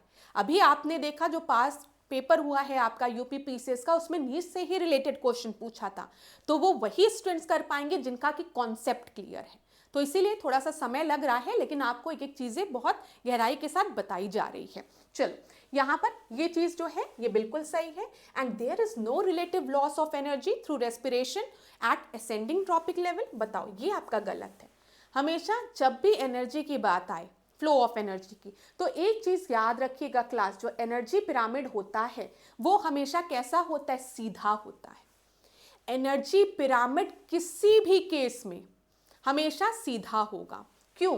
क्योंकि जब हम एनर्जी पिरामिड में एक ट्रॉपिक लेवल से दूसरे ट्रॉपिक लेवल में मूव करते हैं क्लास, तो खाली 10% ऊर्जा जो है वो ट्रांसफर होती है, बाकी 90% ऊर्जा जो है वो लॉस हो जाती है हीट के फॉर्म में। तो कभी भी आपसे पूछे जलीय पारितंत्र में पिरामिड ऑफ एनर्जी कैसे होगा, ऊर्जा का पिरामिड उल्टा की सीधा, तो आप कहेंगे सीधा। आप कहेंगे कि ऊर्जा का पिरामिड हमेशा सीधा होगा, क्योंकि जब यहां पर हम एक ट्रॉपिक लेवल से दूसरे ट्रॉपिक लेवल पे मूव करते हैं तो 10% ऊर्जा ही ट्रांसफर होती है। इसी को हम 10% लॉ कहते हैं, लिंडमैन लॉ कहते हैं। ठीक है, ये भी याद रखिएगा, लिंडमैन लॉ, जिसमें कि बोला गया है ओनली 10% एनर्जी ट्रांसफर और बाकी जो 90% ऊर्जा है वो क्या हो जाती है? डिसिपिएट हो जाती है in the form of heat. ये भी चीज क्लियर हो गई होगी। चलिए, वेरी गुड। अब आगे देखते हैं। यहाँ पर देख ले क्लास, हमने अरे आंसर नहीं मार्क किया ना, फॉल्स स्टेटमेंट पूछा था। क्या पूछा था? False statement. तो खाली बी गलत है, पहला आपका सही है। अगला प्रश्न 15, निम्नलिखित में से कौन खाद्य श्रृंखला के प्राथमिक उत्पादक है? तो चलिए बताइए, प्राथमिक उत्पादक की बात की गई है, प्राइमरी प्रोड्यूसर्स की बात की गई है, तो प्रोड्यूसर्स कौन हैं? जो कि अपने भोजन का निर्माण खुद कर रहे हैं, प्रकाश संश्लेषण के माध्यम से, सूर्य की किरणों के माध्यम से उसको यूटिलाइज करके ये अपना भोजन खुद बना रहे हैं। चलो जल्दी से थोड़ा सा पूछती हूँ, आपकी मम्मी क्या है? प्रोड्यूसर है? नहीं है। ठीक है, हम सब कंज्यूमर हैं। हम सब क्या है? कंज्यूमर है, उपभोक्ता है। जो पेड़ पौधे हैं हरे, वही खाली क्या है? वही खाली प्रोड्यूसर्स हैं। ठीक है, क्यों? क्योंकि वो प्रकाश संश्लेषण के माध्यम से अपने भोजन का निर्माण कर रहे हैं। अब एक मूवी थी, कहो ना प्यार है, कुछ ऐसे करके कोई एक मूवी थी, याद नहीं आ रही है, जिसमें कि ऋतिक रोशन था और जादू था। ठीक है, कल हो नहीं ऐसे ही, हाँ। तो उस मूवी में जादू था ना, जो एलियन था जो आया था, तो आप देखते थे एलियन क्या खाता था? धूप। दिखाते थे ना, जैसे वो ऐसे धूप में किरणें डाल हाथ रखता था तो वो धूप खा के उसको एनर्जी मिल जाती थी। तो वो जो जादू था, ठीक है, मूवी का, वो आपका हम कह सकते थे प्रोड्यूसर था, क्योंकि वो कुछ ऐसी चीजें नहीं खा रहा था, वो धूप उसके लिए भोजन था। तो कहीं ना कहीं उसके अंदर भी कुछ ऐसा रहा होगा कि प्रकाश संश्लेषण के माध्यम से, अब पता नहीं ऑक्सीजन रिलीज कर रहा था कि नहीं, ये नहीं पता, लेकिन वो धूप खा रहा था, ठीक है, वो अपना भोजन धूप के फॉर्म में कंज्यूम कर रहा था। तो ऐसे जो पेड़ पौधे होते हैं वो प्रकाश संश्लेषण की क्रिया से क्या करते हैं, अपने भोजन का खुद निर्माण करते हैं, ठीक है, ये पता है ना। तो प्लांट्स ही खाली आपके जो होते हैं वो क्या होते हैं, वो आपके प्रोड्यूसर्स होते हैं। अब यहां पर देखो बोला गया है प्राइमरी प्रोड्यूसर्स में कौन होगा, एंट, चींटी नहीं, चींटी नहीं होगी। प्रोड्यूसर्स की बात, ईगल तो बिल्कुल नहीं होगी, फ्रॉग नहीं होगा, फाइटोप्लैंक्टॉन्स हाँ होगा। डी आपका सही उत्तर है। अब एक चीज और बता दूं मैं आपको, यहां पर ध्यान दीजिएगा प्लैंक्टॉन्स के बारे में। प्लैंक्टॉन्स जो होते हैं ना, कंफ्यूज होने की आवश्यकता नहीं है, ध्यान दीजिएगा। प्लैंक्टॉन्स जो होते हैं ना क्लास, वो आपके लिविंग ऑर्गेनिज्म होते हैं, या फिर मैं इसको लिखूं ज्यादा अच्छा रहेगा, लिविंग, इसको लिविंग हटा दो, माइक्रो ऑर्गेनिज्म होते हैं। क्या होते हैं, माइक्रो ऑर्गेनिज्म होते हैं, बहुत सूक्ष्म जीव होते हैं ये, ठीक है। और ये आपके दो तरीके के होते हैं, एक आपका होता है फाइटोप्लैंक्टन, फाइटोप्लैंक्टन। जब हम फाइटोप्लैंक्टॉन्स की कहते हैं, बात करते हैं, तो ये मेनली प्लांट्स होते हैं, बहुत सूक्ष्म प्लांट्स होते हैं, ठीक है, जो कि पानी के अंदर पाए जाते हैं, आपके बहुत छोटे प्लांट्स होते हैं। माइक्रोस्कोपिक ऑर्गेनिज्म की बात की है हम, माइक्रोस्कोपिक, ठीक है। और एक होता है जू प्लैंक्टन। जू मतलब क्या, हम एनिमल्स की बात कर रहे हैं सॉरी क्लास। तो यहां पर ये एनिमल से रिलेटेड हो गया, ठीक है, क्लियर है ना, तो ये भी याद रखिएगा। चलिए अगला प्रश्न हम देखते हैं, डी आपका सही उत्तर था। 16वां प्रश्न क्या है, रामसर कन्वेंशन से रिलेटेड है, इसको रामसर कन्वेंशन कर लो, कॉन्फ्रेंस कन्वेंशन कर लो, ज्यादा अच्छा रहेगा, ठीक है। अब देखो, रामसर सम्मेलन संधि के संदर्भ में निम्नलिखित कथनों में से सत्य कथन हमें बताना है, करेक्ट स्टेटमेंट। एकमात्र ऐसी संधि जो किसी विशेष पारिस्थितिक तंत्र से संबंधित है, यह संधि वर्ष 1975 में लागू हुई थी। रामसर कन्वेंशन क्लास आप सभी को पता है कि जब हम रामसर कन्वेंशन की बात करते हैं, ये आर्द्र भूमि से रिलेटेड है, वेटलैंड से रिलेटेड है। वेटलैंड कब मनाया जाता है, 2 फरवरी को मनाया जाता है, ठीक है, ये चीज क्लियर है। तो it is the only treaty that deal with a specific ecosystem, हाँ, क्योंकि यहाँ पर खाली हम वेटलैंड्स की बात करते हैं। तो स्पेसिफिक इकोसिस्टम हो गया ना क्लास, बताओ, ओनली वेटलैंड के बारे में हम बात करते हैं, तो बिल्कुल सही है। The treaty came into the force in 1975, एकदम सही है। सही उत्तर क्या हो जाएगा, सी आपका सही उत्तर हो जाएगा। दोनों ही स्टेटमेंट जो दिए गए हैं वो बिल्कुल सही है, ध्यान रखिएगा। चलिए अच्छा क्लास, एक पॉइंट और बताऊंगी, यहां पर ध्यान रखिएगा कि भारत इसमें कब शामिल हुआ है, तो 1982 में भारत इसमें शामिल हुआ है, ये याद रखिएगा। अब हम वेटलैंड की बात कर रहे हैं, तो हम जरा यूपी के कंटेक्स्ट में देख लें। अभी रिसेंट में यूपी में कितने रामसर साइट हैं, 10 रामसर साइट हैं, ठीक है। सबसे ज्यादा रामसर साइट कहां पर है, तमिलनाडु में है, ठीक है, उसके बाद उत्तर प्रदेश में है। तो उत्तर प्रदेश में कहां कहां रामसर साइट है उसको हम देख लेते हैं। देखिए, बखीरा वाइल्ड लाइफ सेंचुरी की बात करें तो आप इस तरीके से याद रख सकते हो, खीरा, ठीक है, कबीर जी को खीरा पसंद था, तो बखीरा जो है वेटलैंड वो आपका कहां पर है, वो संत कबीर नगर में है, याद रहेगा ना। तो खीरा कबीर जी को पसंद है। समसपुर बर्ड सेंचुरी जो है वो कहां पर है, रायबरेली में है। नवाबगंज उन्नाव में है, ठीक है। सरसई की हम बात करेंगे तो ये कहां पर है बताइए, ये आपका है इटावा में, याद रखिएगा क्लास। सरसई कहां पर है, इटावा में। साईं बाबा जो हैं, साईं बाबा वो किस पे बैठे रहते हैं, ईटा पे बैठे रहते हैं, तो याद रहेगा सरसई कहां पर है, इटावा में है। सुर मेनली कहां पे लगाया जाता है, आगरा में, तो सुर सरोवर आप आगरा याद रख सकते हैं। सम्मान की बात कौन हमेशा करता है, आदमी लोगों के सम्मान पर ज्यादा चोट पहुंच जाती है, जल्दी चोट पहुंच जाती है ना, तो सम्मान अब गुस्सा मत हो जाना, याद करने का तरीका बस बता रही हूँ। तो यहाँ पर सम्मान बर्ड सेंचुरी कहाँ पर है, वो मैनपुरी में है, मैन, ठीक है, सम्मान मैन। सुर सरोवर आगरा, ठीक है। इटावा में कौन सा है बताइए, सरसई, याद रहेगा, ठीक है। बखीरा की अगर हम बात करेंगे तो संत कबीर नगर। चलो हैदरपुर यहाँ पे देख लो, यहाँ पे दिख रहा है, हैदरपुर हो गया, अपर गंगा इधर हो गया। सांडी जो है वो कहाँ पर है, वो आपका हरदोई में है। तो कभी भी सांड दिखे ना तो तुरंत हार मान लो, लड़ने मत पहुंच जाना, सींग मार के फेंक देगी। तो यहाँ पर ध्यान रखिएगा, सांडी बर्ड सेंचुरी हरदोई। और पार्वती अर्गा कहाँ पर है, ये आपका गोंडा में है, परीक्षा में पूछा भी गया था ROARO के पेपर में, ध्यान रखिएगा। तो इंपॉर्टेंट है क्लास, इसको ध्यान में रखिएगा। चलिए अगला देखें हम, अगला देखते हैं, कथन और कारण पे है। मैंग्रोव केवल खारे पानी में उग सकते हैं। मैंग्रोव पौधे में ऐसी जड़ें पाई जाती हैं जो गुरुत्वाकर्षण के विपरीत बढ़ती हैं और सतह के ऊपर आ जाती हैं। तो क्लास जब हम मैंग्रोव्स की बात करेंगे तो मैंग्रोव्स खाली सॉल्ट वाटर में आपके ग्रो होते हैं, ये गलत है, ठीक है। सॉल्ट और फ्रेश वाटर में भी मैंग्रोव्स मिलते हैं। Mangroves plant have the root that grow against the gravity and curve above the surface. अगर आप मैंग्रोव्स प्लांट को देखेंगे ना, ये क्या है, ये वाटर है, अगर हम मान के चल रहे हैं, यहाँ पर एक मैंग्रोव प्लांट है, ठीक है। ऐसे ऐसे इनकी जड़ें होती है, पानी में दिखेगी तो इनकी जड़ें ऊपर की तरफ ऐसे आ जाती हैं, देखिए ऐसे करके इनकी जड़ें ऊपर की तरफ आ जाती हैं, ये पेड़ ऐसे ऐसे रहता है। तो यहाँ पर दूसरा तो आपका सही है, पहला आपका गलत है। तो क्या सही उत्तर हो जाएगा, A is wrong, R is correct, ठीक है क्लास। तो ये आपका D जो है वो सही उत्तर है। चलिए यहाँ पर क्लास आप देख लीजिए, मैंग्रोव्स की अगर हम बात करें तो कुछ इस तरीके से मैंग्रोव्स की जड़ें होती हैं पानी के अंदर, और यही जड़ें ऊपर की तरफ आ जाती हैं रेस्पिरेशन के लिए, ठीक है। और नोड्स के थ्रू ये क्या करती हैं, ये रेस्पिरेशन करती हैं, ये चीज याद रखिएगा। चलिए ये देखिए जड़ें ऐसे ऐसे ऐसे ऊपर आ जाती है पानी की, तो वो स्टेटमेंट आपका सही था। अगला हम देखते हैं 18वां प्रश्न, मरुस्थलीकरण से निपटने के संयुक्त राष्ट्र कन्वेंशन को किस वर्ष स्वीकार किया गया था बताइए। United Nation convention to combat the desertification accepted in which year, 1988, 1972, 2002, 1994। तो ABCD में से आपका सही उत्तर क्या होगा, यहाँ पर आपका D जो है वो बिल्कुल सही स्टेटमेंट है, ठीक है। United Nation conference convention to combat the desertification की हम यहाँ पर बात कर रहे हैं। अब याद रखिए, मैं आपको कुछ चीजें याद कराती हूँ।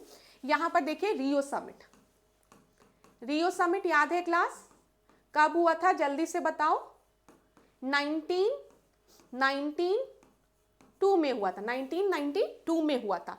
इसी को हम क्या कहते हैं क्लास, अर्थ समिट, बोलो अर्थ समिट कहते हैं ना, वेरी गुड। इसी में हमने देखा था रियो समिट में एजेंडा 21 आया था, ठीक है। UNFCCC की बात की गई थी, United Nation framework convention on climate change भी यहीं पर आया था। और United Nation convention to combat the desertification की हम बात करें, उसकी भी बात रियो समिट में की गई थी, लेकिन ये लागू आपका हुआ था 1994 में, ये याद रखिएगा, ठीक है। रियो समिट कहाँ हुआ था, रियो दी जेनेरियो में हुआ था ना, इसको रियो समिट भी इसी वजह से कहते हैं, ब्राजील में हुआ था। तो कहीं ना कहीं वहां पर United Nation convention to combat the desertification की बात की गई थी, जो कि आपका एक्सेप्टेड हुआ था 1994 में, 2 साल बाद। यहाँ पर एक्सप्लेनेशन देख लीजिए आप लोग एक बार। वर्ष 1992 में हुए रियो सम्मेलन की अनुशंसा के आधार पर इस मरुस्थलीकरण से निपटने के लिए संयुक्त राष्ट्र कन्वेंशन को 1994 में स्वीकार किया गया था, जो कि दिसंबर 1996 से वास्तविक रूप में अस्तित्व में आया, ठीक है। क्लियर हो गया ना क्लास, तो कंफ्यूज मत होइएगा। चलिए 19वां प्रश्न को हम देखते हैं। निम्नलिखित में से किस वर्ष केंद्रीय गंगा प्राधिकरण का नाम बदलकर राष्ट्रीय नदी संरक्षण प्राधिकरण कर दिया गया।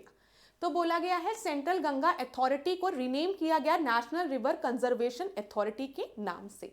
तो 2004 में बोला गया है, 1990 में, 1985 में या फिर 1995 में। तो इसका नाम आपका नेशनल रिवर कंजर्वेशन अथॉरिटी कर दिया गया 1995 में। डी आपका सही उत्तर है। ठीक है, याद रखिएगा। सीजीए का नाम जो कि था केंद्रीय गंगा प्राधिकरण का नाम बदल कर क्या कर दिया गया, राष्ट्रीय नदी संरक्षण प्राधिकरण, एनआरसीए। अगला प्रश्न, प्राचीन भारत में निम्नलिखित में से किस शासक ने देवपुत्र की उपाधि धारण की थी? तो किसने धारण की थी? मिनांडर ने की थी, हुविस्क ने की थी, बिंदुसार ने की थी या फिर कनिष्क ने की थी? तो यहाँ पर आपका जो सही उत्तर है वो है कनिष्क। डी जो है वो आपका सही उत्तर है। तो 20वें का सही उत्तर क्या है क्लास? डी है। चलिए आगे बढ़े। यहाँ पर देख लीजिए, अगर हम कनिष्क की बात करें तो कटफिशेस द्वितीय का पुत्र था कनिष्क, जो कि एक बहुत ही प्रसिद्ध राजा था। ठीक है, बहुत ही प्रसिद्ध कुषाण राजा था। तो कनिष्क का संबंध किस राज्य से है? कुषाण वंश से है, ये चीज याद रखिएगा। अब एक और इंपॉर्टेंट पॉइंट जो यहाँ पर लिखा गया है, अफगानिस्तान से प्राप्त जो रप्तक शिलालेख है, ठीक है, कहाँ से प्राप्त है? अफगानिस्तान से प्राप्त है। उसमें कनिष्क के बारे में बहुमूल्य वहां से हमें जानकारी मिलती है। ठीक है, याद रखिएगा। और इसमें उल्लेख है कि उसने देवपुत्र की उपाधि धारण की थी। ठीक है, अगर परीक्षा में कभी आपसे प्रश्न पूछे कि कनिष्क ने देवपुत्र की उपाधि धारण की थी, इसका उल्लेख कहाँ किया गया है, तो आप रप्तक अभिलेख के बारे में बताएंगे, जो कि कहाँ से मिला है? अफगानिस्तान से मिला है। ठीक है, ये भी याद रखिएगा आप। और यहाँ पर ये देखिए एक और इंपॉर्टेंट चीज, ये किसकी मूर्ति है? ये कनिष्क की मूर्ति है। तो यहाँ पर हम आपको बता दें एक चीज और, मथुरा के पास पाए गए कनिष्क के सिक्के हैं और बिना सिर वाली मूर्ति में उसे एक ओवरकोट के साथ एक बेल्ट अंगर पहने और जूते पहने हुए दर्शाया गया है। तो यहाँ पर ध्यान से देख लीजिए, थोड़ा मैं स्क्रीन से हट जाऊं तभी तो मेरे स्टूडेंट्स को दिखेगा। यहाँ पर क्या दिख रहा है कि कनिष्क ने, इसमें सर नहीं है, कटी हुई मूर्ति है, ठीक है, टूट गई है। तो कोट पहना हुआ है, बेल्ट लगाया गया है और ये देखो बूट वूट सब पहना है कनिष्क, कितना अच्छा लग रहा है। तो यहाँ पर वही चीज लिखी गई है, मथुरा के पास में से हमें कनिष्क के सिक्के मिलते हैं और इस तरीके की मूर्ति भी मिलती है। और आपको एक इंपॉर्टेंट पॉइंट और, कि कनिष्क ने शक संवत की शुरुआत की थी और भारतीय राष्ट्रीय कैलेंडर में इसी संवत का प्रयोग किया जाता है, शक संवत का। ये चीज क्लियर हो गई, सारे इंपॉर्टेंट पॉइंट। ठीक है, याद रखिएगा क्लास, याद रखिएगा यहाँ पर। तो ध्यान रखिएगा किसका पुत्र था? कटफिशेस का पुत्र था, कटफिशेस द्वितीय का पुत्र था, बहुत प्रसिद्ध राजा था। ठीक है, रप्तक अभिलेख में किसे देवपुत्र की उपाधि की बात कही गई है? किसके बारे में कहा गया है? कनिष्क के बारे में कहा गया। और ये सर कटी हुई मूर्ति किसकी है? कनिष्क की है। कहाँ से मिली है? मथुरा से मिली है। कनिष्क द्वारा शक संवत स्टार्ट किया गया था और जो भारत का कैलेंडर है, ठीक है, ये किस संवत पर बेस्ड है? शक संवत पर, ये भी याद रखिएगा। चलिए अगला प्रश्न हम देखते हैं। 21वां, निम्नलिखित कथनों में से सत्य कथन को चुनिए। क्लास ध्यान से सुनिएगा, सत्य कथन आपको चुनना है। ऋग्वेद में समिति श्रेष्ठ लोगों की संस्था थी। यजुर्वेद गद और पद दोनों शैलियों में लिखा गया है। ठीक है, अगर हम ऋग्वेद की बात करें तो ऋग्वेद में सभा और समिति की बात की गई है। ठीक है, लेकिन जो श्रेष्ठ लोगों की संस्था थी वो आपकी समिति नहीं थी, वो क्या थी? वो सभा थी। तो ये गलत हो गया, समिति नहीं, यहाँ सभा होगी। तो ये आपका गलत हो गया, ट्रू स्टेटमेंट पूछा गया है। दूसरा आपका सही है, पद और गद दोनों में लिखा गया है यजुर्वेद। तो सही उत्तर क्या हो जाएगा? केवल बी। ठीक है, बी आपका सही उत्तर है क्लास। ठीक है, कोई दिक्कत नहीं होगी। देख लीजिए, ऋग्वेद में अगर हम बात करें तो हमने सभा की बात की है, यहाँ पर ऋग्वेद में सभा की बात की गई है, समिति की बात की गई है, ठीक है, विदत की बात की गई है और गण की बात की गई है। ये कुछ प्रशासनिक संस्थाओं का उल्लेख ऋग्वेद में हमको मिलता है। इंपॉर्टेंट पॉइंट है, ध्यान से सुनिएगा, नोट डाउन करने का मन करे तो नोट डाउन भी कर लीजिए। जब भी हम ऋग्वेद में बात करते हैं तो ऋग्वेद में कुछ प्रशासनिक संस्थाओं का उल्लेख है, जिसमें आपका सभा, समिति, विदत और गण की बात की गई है। जो समिति होती थी, ठीक है, इनका एक बहुत बड़ा महत्वपूर्ण कार्य क्या रहता था? राजा को चुनने का। लेकिन आप याद रखिएगा यहाँ पर कि जब भी समिति की बात होगी तो समिति में आम जनप्रतिनिधि होते थे, ठीक है, समिति में। और जब हम श्रेष्ठ की बात करेंगे तो श्रेष्ठ जो होते थे, श्रेष्ठ लोगों की संस्था, वो सभा कहलाती थी, जैसे कि प्रश्न में मैंने आपको बताया। विदत की अगर हम बात करेंगे तो इसमें स्त्री और पुरुष दोनों शामिल होते थे, और जो जैसे घर में नई बहू आई उसका स्वागत कैसे करना है, ठीक है, श्रमिक अनुष्ठान कैसे करना, सामाजिक कार्य कैसे करना है, ये सब कौन देखता था, विदत देख, ठीक है। और याद रखिएगा इसमें स्त्री पुरुष दोनों शामिल होते थे। और अगर पूछिए ऋग्वेद में सबसे ज्यादा बार किसका उल्लेख किया गया है, तो 122 बार विदत का उल्लेख किया गया है। तो सारे पॉइंट जो भी इंपॉर्टेंट थे हमने यहाँ पर डिस्कस कर लिए। आगे देखते हैं 22वें प्रश्न को। सिंधु घाटी सभ्यता के संदर्भ में दिए गए कथनों में से सत्य कथन को चुनिए। आपको सत्य कथन यहाँ चुनना है। आटा पीसने के 2 पार्ट की बात अगर हम करें तो सुक्ता के डोर से मिले हैं, कालीबंगा हरियाणा के हिसार जिले में स्थित है। तो चलिए बताइए कौन सा स्टेटमेंट आपका ट्रू है, सही स्टेटमेंट की बात की गई है। तो कालीबंगा, ठीक है, कालीबंगा मतलब क्या, काली चूड़ियां, ठीक है। और ये कहां पर है, दिया गया यहाँ पर हरियाणा में नहीं, ये राजस्थान में है। जुता हुआ खेत भी यहीं से मिला है ना, तो ये राजस्थान में है, गलत हो गया। आटा पीसने की चक्की की अगर हम बात करेंगे तो ये हमें कहाँ से मिला है, गुजरात में लोथल से, ठीक है। तो ये भी आपका गलत हो गया। उत्तर क्या हो गया, पूछा था कि कौन सा सत्य है, सत्य पूछा है ना क्लास, तो इसको जल्दी से डिलीट कर दो और सत्य को टिक लगा दो। एक भी सत्य नहीं है, ठीक है, ना तो एक ना तो दो, ये याद रखिएगा।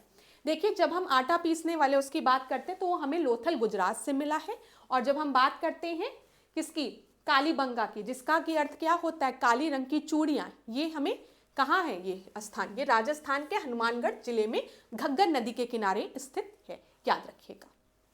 और जुते हुए खेत का भी एविडेंस यहीं से मिलता है। 23 चंद्रगुप्त मौर्य की बात की गई है। चंद्रगुप्त मौर्य के संदर्भ में निम्नलिखित कथनों में से असत्य कथन हमें चुनना है। तो चलिए बताइए। बौद्ध एवं जैन ग्रंथ इसे क्षत्रिय कुल में उत्पन्न बताते थे और मुद्राक्ष में इसे ब्राह्मण कुल का बताया गया है। चंद्रगुप्त मौर्य की बात की गई है, तो ध्यान दीजिएगा जब हम बात करते हैं बौद्ध एवं जैन ग्रंथ की, तो उसमें चंद्रगुप्त मौर्य को क्षत्रिय कुल का बोला गया है, सही है, लेकिन मुद्राक्ष में इसे ब्राह्मण कुल का नहीं बोला गया है, इसे आपके शूद्र कुल का बोला गया है। तो ये आपका गलत हो जाएगा, केवल ए जो है वो आपका, यहाँ पे क्या पूछा गया था क्लास, असत्य कथन। देखिए यही चीज आपको ध्यान देनी है, यहाँ पर ध्यान दीजिए क्या बोला गया है, असत्य कथन बोला गया है। तो कौन सा असत्य कथन है क्लास, यहाँ पर खाली जो दूसरा है वो आपका असत्य कथन है, तो उत्तर बी हो जाएगा। यही चीज अगर परीक्षा में सत्य असत्य नहीं देखते हैं तो आता हुआ प्रश्न गलत हो जाता है, जैसे अभी हुआ। यहाँ पर मैंने ध्यान नहीं दिया कि यहाँ पर आपका रॉन्ग स्टेटमेंट पूछा है, तो सेकंड स्टेटमेंट जो है वो आपका रॉन्ग है। देख लीजिए यहाँ पे बौद्ध एवं जैन ग्रंथ में इसे क्षत्रिय कुल का बोला गया है तथा ब्राह्मण साहित्य से में इसे शूद्र कुल में पैदा हुआ माना जाता है, ठीक है।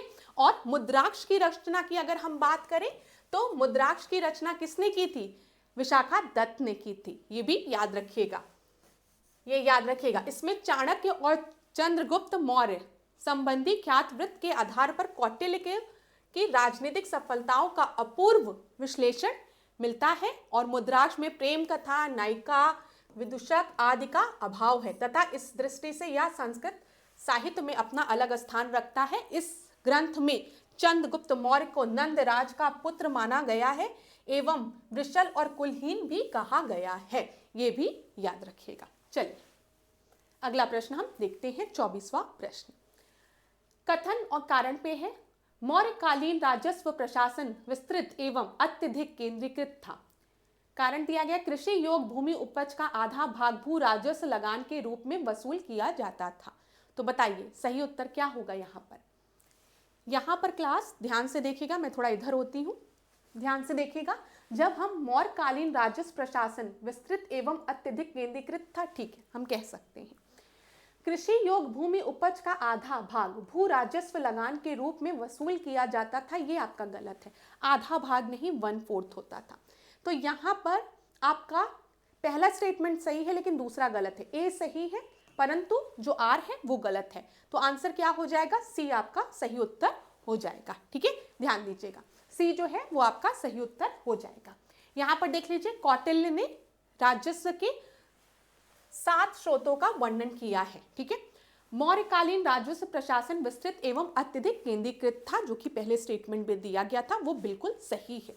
दूसरा, कृषि योग भूमि उपज का 1/4 या फिर छठा भाग भू राजस्व लगान के रूप में वसूल किया जाता था, ना कि आधा भाग, जो कि आपके प्रश्न में दिया गया था। ठीक है, यहां पर देख लीजिए, अगर हम देखें राजस्व के प्रमुख स्रोत तो कौन कौन से थे, तो दुर्ग था जो कि नगरों से प्राप्त आय थी, राष्ट्र जनपद ग्रामों से प्राप्त आय, खनि खानों से प्राप्त आय, ठीक है, सेतु फल और फल सब्जियों से, फूल सब्जियों से प्राप्त आय, वन जंगलों से प्राप्त आय होती थी, ब्रज पशुओं से प्राप्त आय, वाणिज्यपथ स्थल वर्ग मार्ग एवं जल मार्ग से प्राप्त, सीता राजकीय भूमि से प्राप्त, और भाग स्वतंत्र एवं रूप से खेती करने वाले किसानों से प्राप्त आय थी। ठीक है, याद रखिएगा, प्रश्न बन सकता है। अगला प्रश्न हम देखते हैं। अगला प्रश्न देखिए, बाणभट्ट ने अपनी किताब हर्षचरित में पुष्यमित्र सुंग को क्या कहा है? बताइए, बाणभट्ट द्वारा जो हर्षचरित लिखी गई उसमें पुष्यमित्र सुंग को इन्होंने क्या कहा? आर्य कहा है? नहीं। सिंह कहा है? नहीं। देव कहा? नहीं। अनार्य कहा है। ठीक है, डी आपका सही उत्तर है। यहां पर देखिए, जो पुष्यमित्र सुंग के राजपाल धनदेव, याद रखिएगा। अच्छा, यहाँ पे क्या बताना है मुझे आपसे, आपको ये पूछा जाता है ना कि इसकी बात की जाती है कि अयोध्या अभिलेख से हमें किस वंश की जानकारी मिलती है, तो ध्यान दीजिएगा, पुष्यमित्र सुंग से रिलेटेड है अयोध्या अभिलेख। पुष्यमित्र सुंग ने अश्वमेध यज्ञ कराए थे, इसकी भी जानकारी हमें कहाँ से मिलती है? 2 अश्वमेध यज्ञ इनके द्वारा कराए गए थे, इसकी भी जानकारी हमें अयोध्या अभिलेख से मिलती है। और किसके प्रेजेंस में इन्होंने अश्वमेध यज्ञ कराया था? तो उसका श्रेय जाता है, इन यज्ञों को कराने का श्रेय पतंजलि को। तो ध्यान रखिएगा, पुष्यमित्र सुंग के राजपाल जो थे वो धनदेव के अयोध्या अभिलेख से ज्ञात होता है कि पुष्यमित्र सुंग ने 2 अश्वमेध यज्ञ कराए थे, और इन यज्ञों को कराने का श्रेय किसको जाता है? पतंजलि को जाता है। और बाणभट्ट ने अपनी किताब हर्षचरित में पुष्यमित्र सुंग को क्या कहा है? पुष्यमित्र सुंग को अनार्य कहा है। ठीक है, तो सारे इंपॉर्टेंट पॉइंट्स रिवाइज कर लिए आपने। यहां पर जो एक इंपॉर्टेंट पॉइंट है वो यही है कि अयोध्या अभिलेख किससे रिलेटेड है, तो याद रखिएगा पुष्यमित्र सुंग से। चलिए अगला प्रश्न, 26वां प्रश्न, गौतमीपुत्र सातकर्णी के संदर्भ में दिए गए कथनों में से सत्य कथन का चयन हमें करना है। इसके बारे में जानकारी इसकी माता बलश्री किनके नासिक अभिलेख से प्राप्त होती है। ये सातवाहन वंश का अंतिम शासक था। ध्यान दीजिएगा क्लास, जब हम नासिक अभिलेख की बात करते हैं तो वो आपके गौतमीपुत्र सातकर्णी से रिलेटेड है, और ये किसका अभिलेख है? इनकी माता द्वारा, माता बलश्री, ठीक है, से जानकारी हमें मिलती है। ये बिल्कुल ही करेक्ट स्टेटमेंट है। दूसरा स्टेटमेंट, या सातवाहन वंश का अंतिम शासक था, ये आपका गलत है। यहां पर करेक्ट स्टेटमेंट पूछा गया है, इसी वजह से उत्तर क्या होगा? ओनली 1। ठीक है, अंतिम शासक की बात अगर हम करेंगे सातवाहन वंश के, तो याद रखिएगा यज्ञश्री सातकर्णी जो थे वो सातवाहन वंश के अंतिम शासक थे। ठीक है, वह महान विजेता शासक था, उसने सिक्कों पर नाव का चित्र अंकित किया था।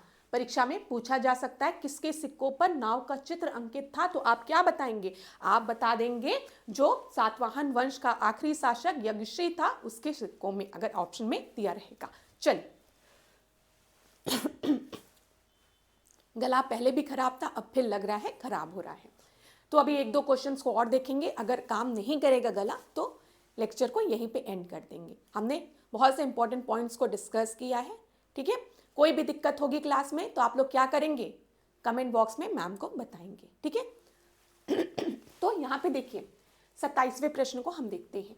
अशोक ने अपनी प्रजा के नैतिक विकास के लिए जिन नियमों के पालन की बात कही उन्हीं अभिलेखों में धम्म कहा जाता है। ठीक है, अशोक द्वारा प्रस्तुत धम्म में बौद्ध धर्म से संबंधित 4 आर्य सत्य, अष्टांगिक मार्ग और महापरिनिर्वाण आदि की चर्चा मिलती है।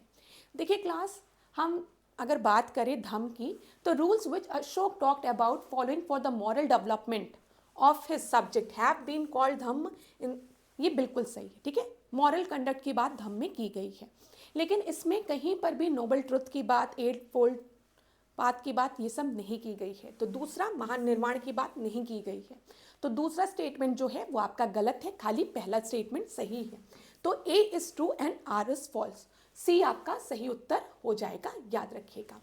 28वें प्रश्न को अब हम देखते हैं। जेम्स प्रिंसेप ने अशोक के अभिलेखों में उत्कीर्ण देवानीपीयम की पहचान निम्नलिखित में से किस राजा से की थी? देखिए, जेम्स प्रिंसेप की हम बात करें तो इनका एक बहुत बड़ा योगदान है, किस लिए? डेसिफर करने के लिए अशोक के इंस्क्रिप्शन को, ठीक है। लेकिन जब इन्होंने देवानपीय देखा तो इनको सबसे पहले लगा कि ये अशोक के बारे में बात नहीं की जा रही है। किसके बारे में बात की जा रही है? तिस के बारे में बात की जा रही है। बाद में जब और अध्ययन किया गया तो देख पाया गया कि देवानपीय किसको बोला गया? अशोक को बोला गया है। तो यहाँ पर आपका सही उत्तर जो है वो डी है। तो 28वें का डी आपका सही उत्तर है। देख लीजिए, जेम्स प्रिंसेप ने अशोक के अभिलेखों में उत्कीर्ण, ठीक है, देवानपीय की पहचान सिंघल के राजा तिस से कर दी थी, ठीक है, तिस से कर दी थी। और कालांतर में सिंघली अनुश्रुतियों में दीप वंश और महावंश से यह ज्ञात हुआ कि देवानपीय की उपाधि अशोक के लिए प्रयुक्त की गई है। बाद में ये चीज़ क्लियर हुआ जब दीप वंश और महावंश को पढ़ा गया कि इसमें देवानपीय जो है वो अशोक के लिए यूज़ किया गया है, ना कि तिस के लिए यूज़ किया गया है। ये चीज़ क्लियर हो गई, तो ध्यान रखिएगा इस चीज़ को। एक अच्छा प्रश्न था ये। 29वें प्रश्न को हम देखते हैं। गुप्त शासक समुद्रगुप्त के तुरंत बाद निम्नलिखित में से कौन शासक बना था?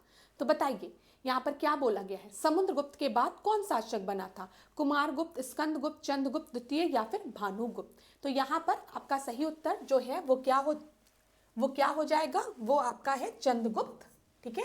सी आपका सही उत्तर है। आसान प्रश्न था, आज की क्लास का सबसे आसान प्रश्न यही था।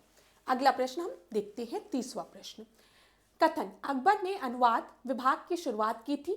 महाभारत, रामायण, अथर्ववेद, भगवत गीता और पंचतंत्र का अनुवाद संस्कृत से फारसी भाषा में इसी समय में हुआ था। एकदम सही है, ये बिल्कुल सही है कि अशोक ने ट्रांसलेशन डिपार्टमेंट इस्टेब्लिश किया था। और इस समय अगर हम देखें, महाभारत, रामायण, अथर्ववेद, इन सब का ट्रांसलेशन हुआ है।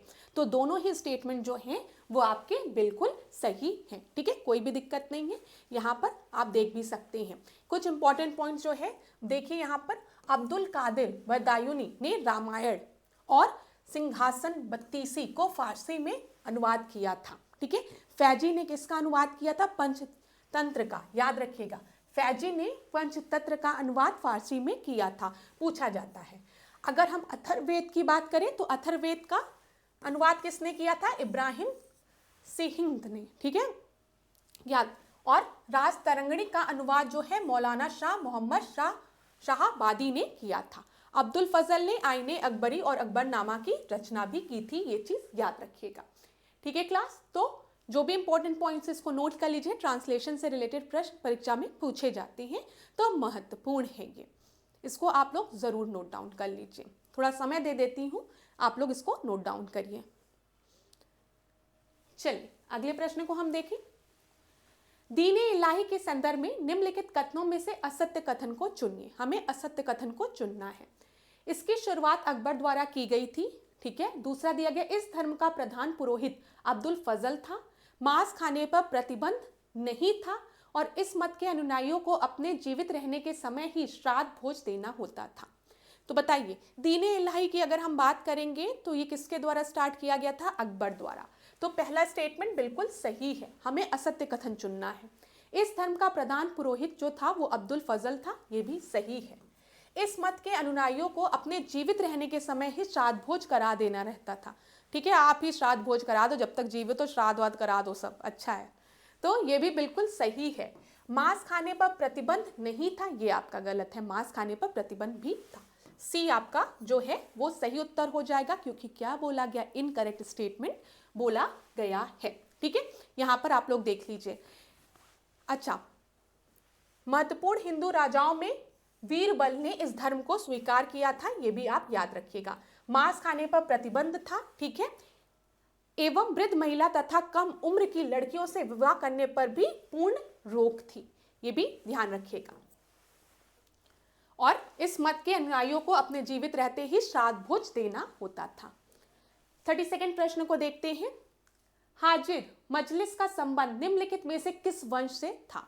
तो बताइए, मुगल साम्राज्य से, दिल्ली सल्तनत साम्राज्य से, मराठा साम्राज्य से या फिर विजयनगर साम्राज्य से? तो हाजिर मजलिस का संबंध जो है वो किससे है, वो मराठा साम्राज्य से था। ठीक है, यहाँ पर ध्यान रखिएगा। देखिए, अपील की अंतिम अदालत जो हुआ करती थी वो हाजिर मजलिस थी, जो संभवतः शिवाजी की मृत्यु के बाद समाप्त भी हो गई थी। अपील, कोर्ट ऑफ अपील, जब आपको कोई लोअर कोर्ट कोई डिसीजन देता है और आप अपील करना चाहते हैं तो आप हाई कोर्ट में जाते हो। हाई कोर्ट के बाद अगर आपको नहीं लगता है कि आपके साथ इंसाफ हुआ है तो आप सुप्रीम कोर्ट में अपील करते हो। लेकिन जब सुप्रीम कोर्ट ने अपील दे दी, मतलब आप कार्रवाई कर दी, तो अब सुप्रीम कोर्ट से बड़ा तो कोई कोर्ट है नहीं ना।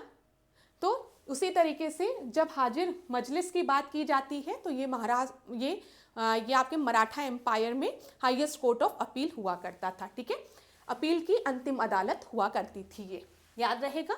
चलिए, एक शरण संप्रदाय की स्थापना निम्नलिखित में से किसके द्वारा की गई थी? तो बताइए किसके द्वारा की गई थी? शंकर देव द्वारा, नामदेव द्वारा, रामदास द्वारा या फिर तुकाराम द्वारा?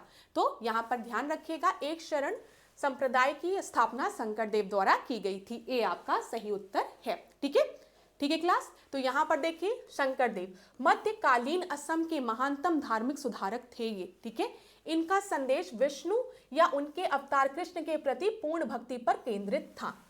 ठीक है, ये याद रखिएगा। और शंकर देव एकमात्र ऐसे संत थे जो मूर्ति के रूप में कृष्ण की पूजा के विरोधी थे। इनके धर्म को समानता महापुरुषीय धर्म के रूप में जाना जाता था।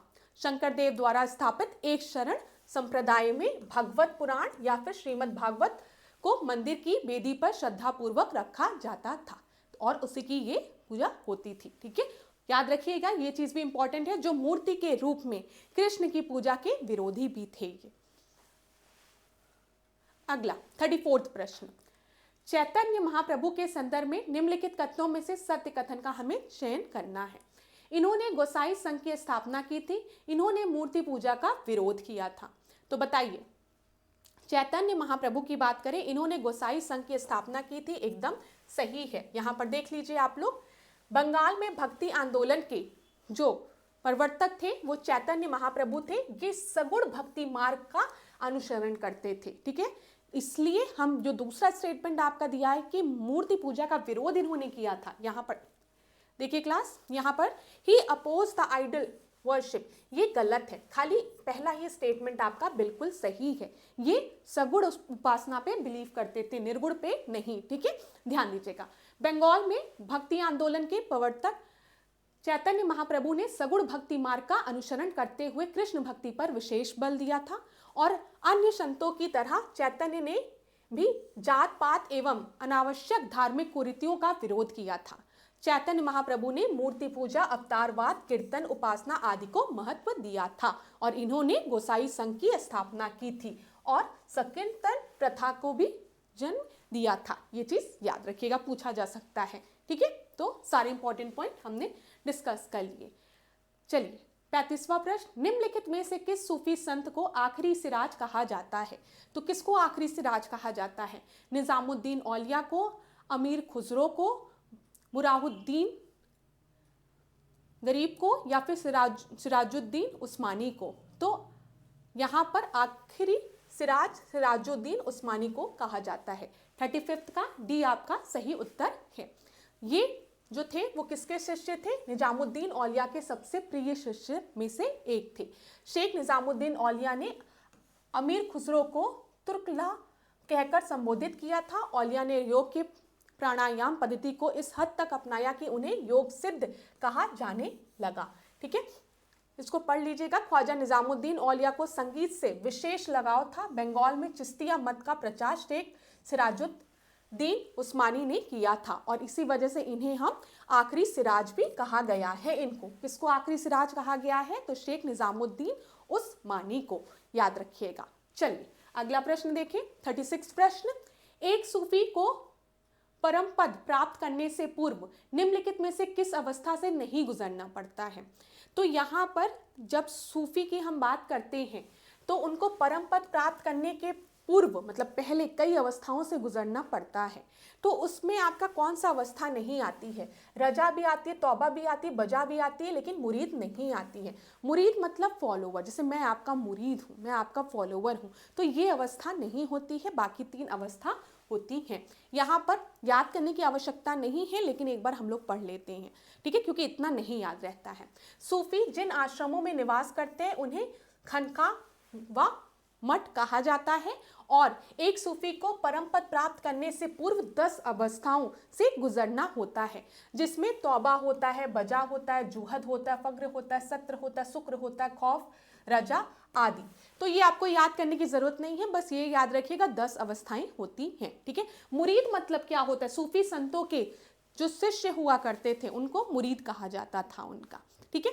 ये बस इतना याद रखिएगा, ये अवस्थाएं याद करने की आवश्यकता नहीं है। 37 प्रश्न को हम देखते हैं। क्लास, अहमदनगर में निजाम शाही वंश की स्थापना निम्नलिखित में से किस वर्ष में की गई थी? तो बताइए, 1498 में, 1490 में, 510 में, या फिर 1478 में? तो यहाँ पर आपका सही उत्तर है 1490 में हुई थी, ठीक है। बी आपका सही उत्तर है। अहमदनगर सल्तनत उत्तर पश्चिमी दक्कन में स्थित है या गुजरात और बीजापुर सल्तनत के बीच में स्थित था? और अहमदनगर सल्तनत की स्थापना कब हुई है? 1490 में हुई है। किसके द्वारा हुई है? तो मलिक अहमद ने इसकी स्थापना की है, ठीक है। और अहमदनगर पर सर्वप्रथम अगर हम देखेंगे तो निजाम शाही वंश था। पूछा जाता है निजाम शाही वंश कहाँ से रिलेटेड है? ये अहमदनगर से रिलेटेड है। और निजाम शाही वंश ने अपनी राजधानी किसको बनाई थी? अहमदनगर को बनाई थी, याद रखिएगा। चलिए अगला हम देखते हैं।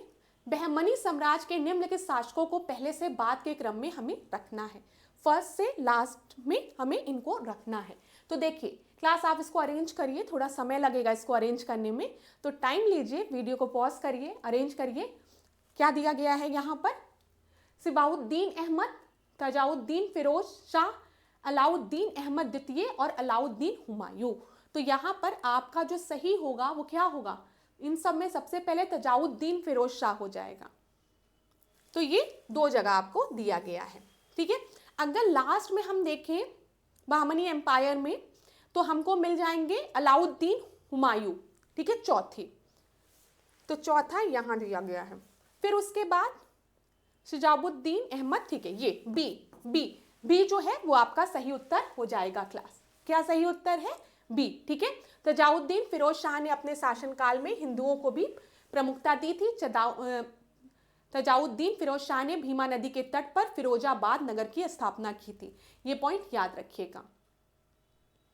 और अगर हम देखें यहाँ पर, हसन गंगू ने वर्ष 1347 में अब्बू मुजफ्फर अलाउद्दीन हसन बहमन शाह की उपाधि धारण की थी और इसने बहमनी साम्राज्य की स्थापना की थी। उसके बाद तजाउद्दीन फिरोज शाह ने शासन किया था। चलिए 39 प्रश्न को देखते हैं। विजयनगर साम्राज्य की सेना के सेना नायकों को नायक कहा जाता था। इनका पद अनुवंशिक नहीं होता था, अनुवंशिक नहीं होता था।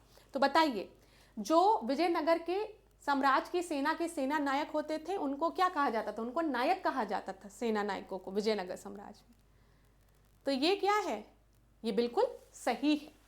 इनका पद अनुवांशिक नहीं होता था, ये आपका गलत है। इनका पद जो होता था वो आपका हेरिडिटरी होता था। नॉट दिया गया है तो गलत है, ठीक है। तो यहाँ पर खाली ए सही है, लेकिन आर जो है वो क्या है? वो गलत है क्लास। आर क्या है? गलत है, ठीक है। यहाँ पर सही उत्तर क्या हो जाएगा? सी आपका सही उत्तर हो जाएगा। देखिए थोड़ा सा इंपॉर्टेंट पॉइंट्स को डिस्कस कर लेते हैं। विजयनगर साम्राज्य की सेना के सेना नायकों को हम नायक कहते थे। नायक भू सामान होते थे जिन्हें वेतन के बदले, ध्यान दीजिएगा, वेतन के बदले एवं स्थानीय सेना के खर्च को चलाने के लिए विशेष भूखंड, जिसे कि अमरम कहा जाता था, विशेष भूखंड इनको दिया जाता था और उस भूखंड को किस नाम से जाना जाता था? अमरम नाम से, ठीक है। चूंकि ये अमरम भूमि का प्रयोग करते थे इसलिए इन्हें अमर नायक भी कहा जाता था। तो विजयनगर साम्राज्य में जो सेना नायक होते थे उन्हें हम नायक के नाम से जानते थे, इन्हें हम अमर नायक के नाम से भी जानते थे। क्यों? क्योंकि इनको खर्चा दिया जाता था, खर्चा तो दिया नहीं जाता था, इनको जमीन दी जाती थी, भूखंड दिया जाता था, ठीक है, ताकि ये सेना को चला सके, ठीक है। तो उस भूखंड को हम किस नाम से जानते थे? अमरम नाम से, और इसी से इनका नाम अमर नायक भी पड़ गया। इनका जो पद होता था वो क्या होता था? अनुवांशिक होता था। और प्रश्न में आपको क्या दिया गया था? कि अनुवांशिक नहीं होता था। तो ठीक है क्लास, क्लियर हो गया। 40वां प्रश्न अब आज यहीं पे एंड करेंगे। आखिरी प्रश्न इसको डिस्कस कर लेते हैं हम लोग, फिर अगले क्लास में मिलेंगे, ठीक है। एक रिक्वेस्ट आप लोग से, प्लीज़ मुझे ज़रूर बताइएगा आपको क्लास कैसी लगी, यूज़फुल है कि नहीं आप लोगों के लिए। हम लोग भी जब आपको पढ़ाते हैं और आपके जब कमेंट्स पढ़ते हैं कि क्लास कैसी लगी, तो हमें भी पढ़कर बहुत अच्छा लगता है और फिर लगता है कि अपने स्टूडेंट्स के लिए और अच्छे क्वेश्चंस लाएं, तो हमें भी मोटिवेशन मिलता है यहाँ से, ये चीज़ याद रखिएगा। तो चलिए आखिरी प्रश्न देखते हैं। राजा राम मोहन राय द्वारा निम्नलिखित में से किसकी स्थापना सबसे अंत में की गई थी?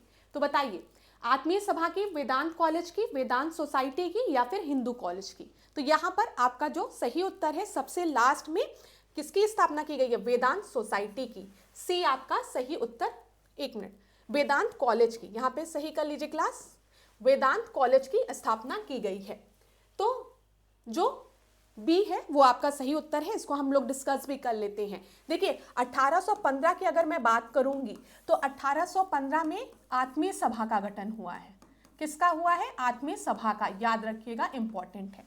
1816 की अगर हम बात करेंगे तो वेदांत कॉलेज, वेदांत सोसाइटी की, फिर वही गलती मैम कर रही हैं, वेदांत सोसाइटी की स्थापना की गई है, ठीक है। फिर उसके बाद अगर हम देखेंगे 1825 में तो किसकी स्थापना हुई है?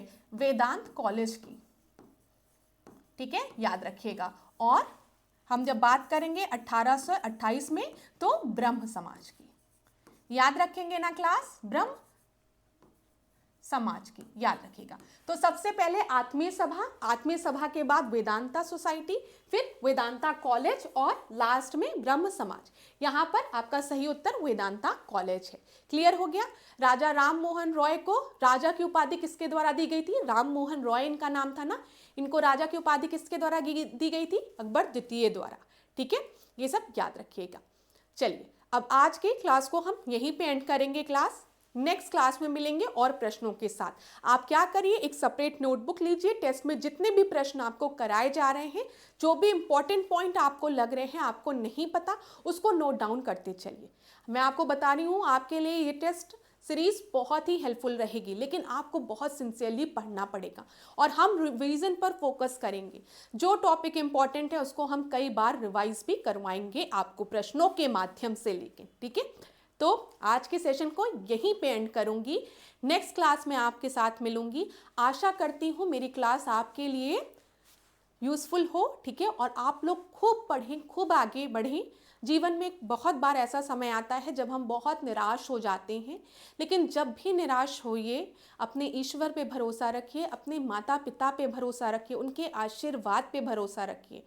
और बहुत से ऐसे लोग होंगे जो आपको एक अच्छे मुकाम पर देखना चाहते हैं, तो उन सभी के आशीर्वाद पर भरोसा रखिए। अपने पे भरोसा रखना सबसे ज़्यादा महत्वपूर्ण है क्लास, ठीक है।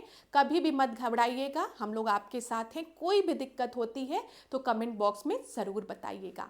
आज के सेशन को यहीं पे एंड करती हूँ। आशा करती हूँ आप लोग खूब पढ़ें और खूब आगे बढ़ें और स्वस्थ रहिए, खुश रहिए और इसी तरीके से मेरे साथ ऐश्वर्या सिंह के साथ डिकोड एग्जाम के साथ बने रहिए। धन्यवाद।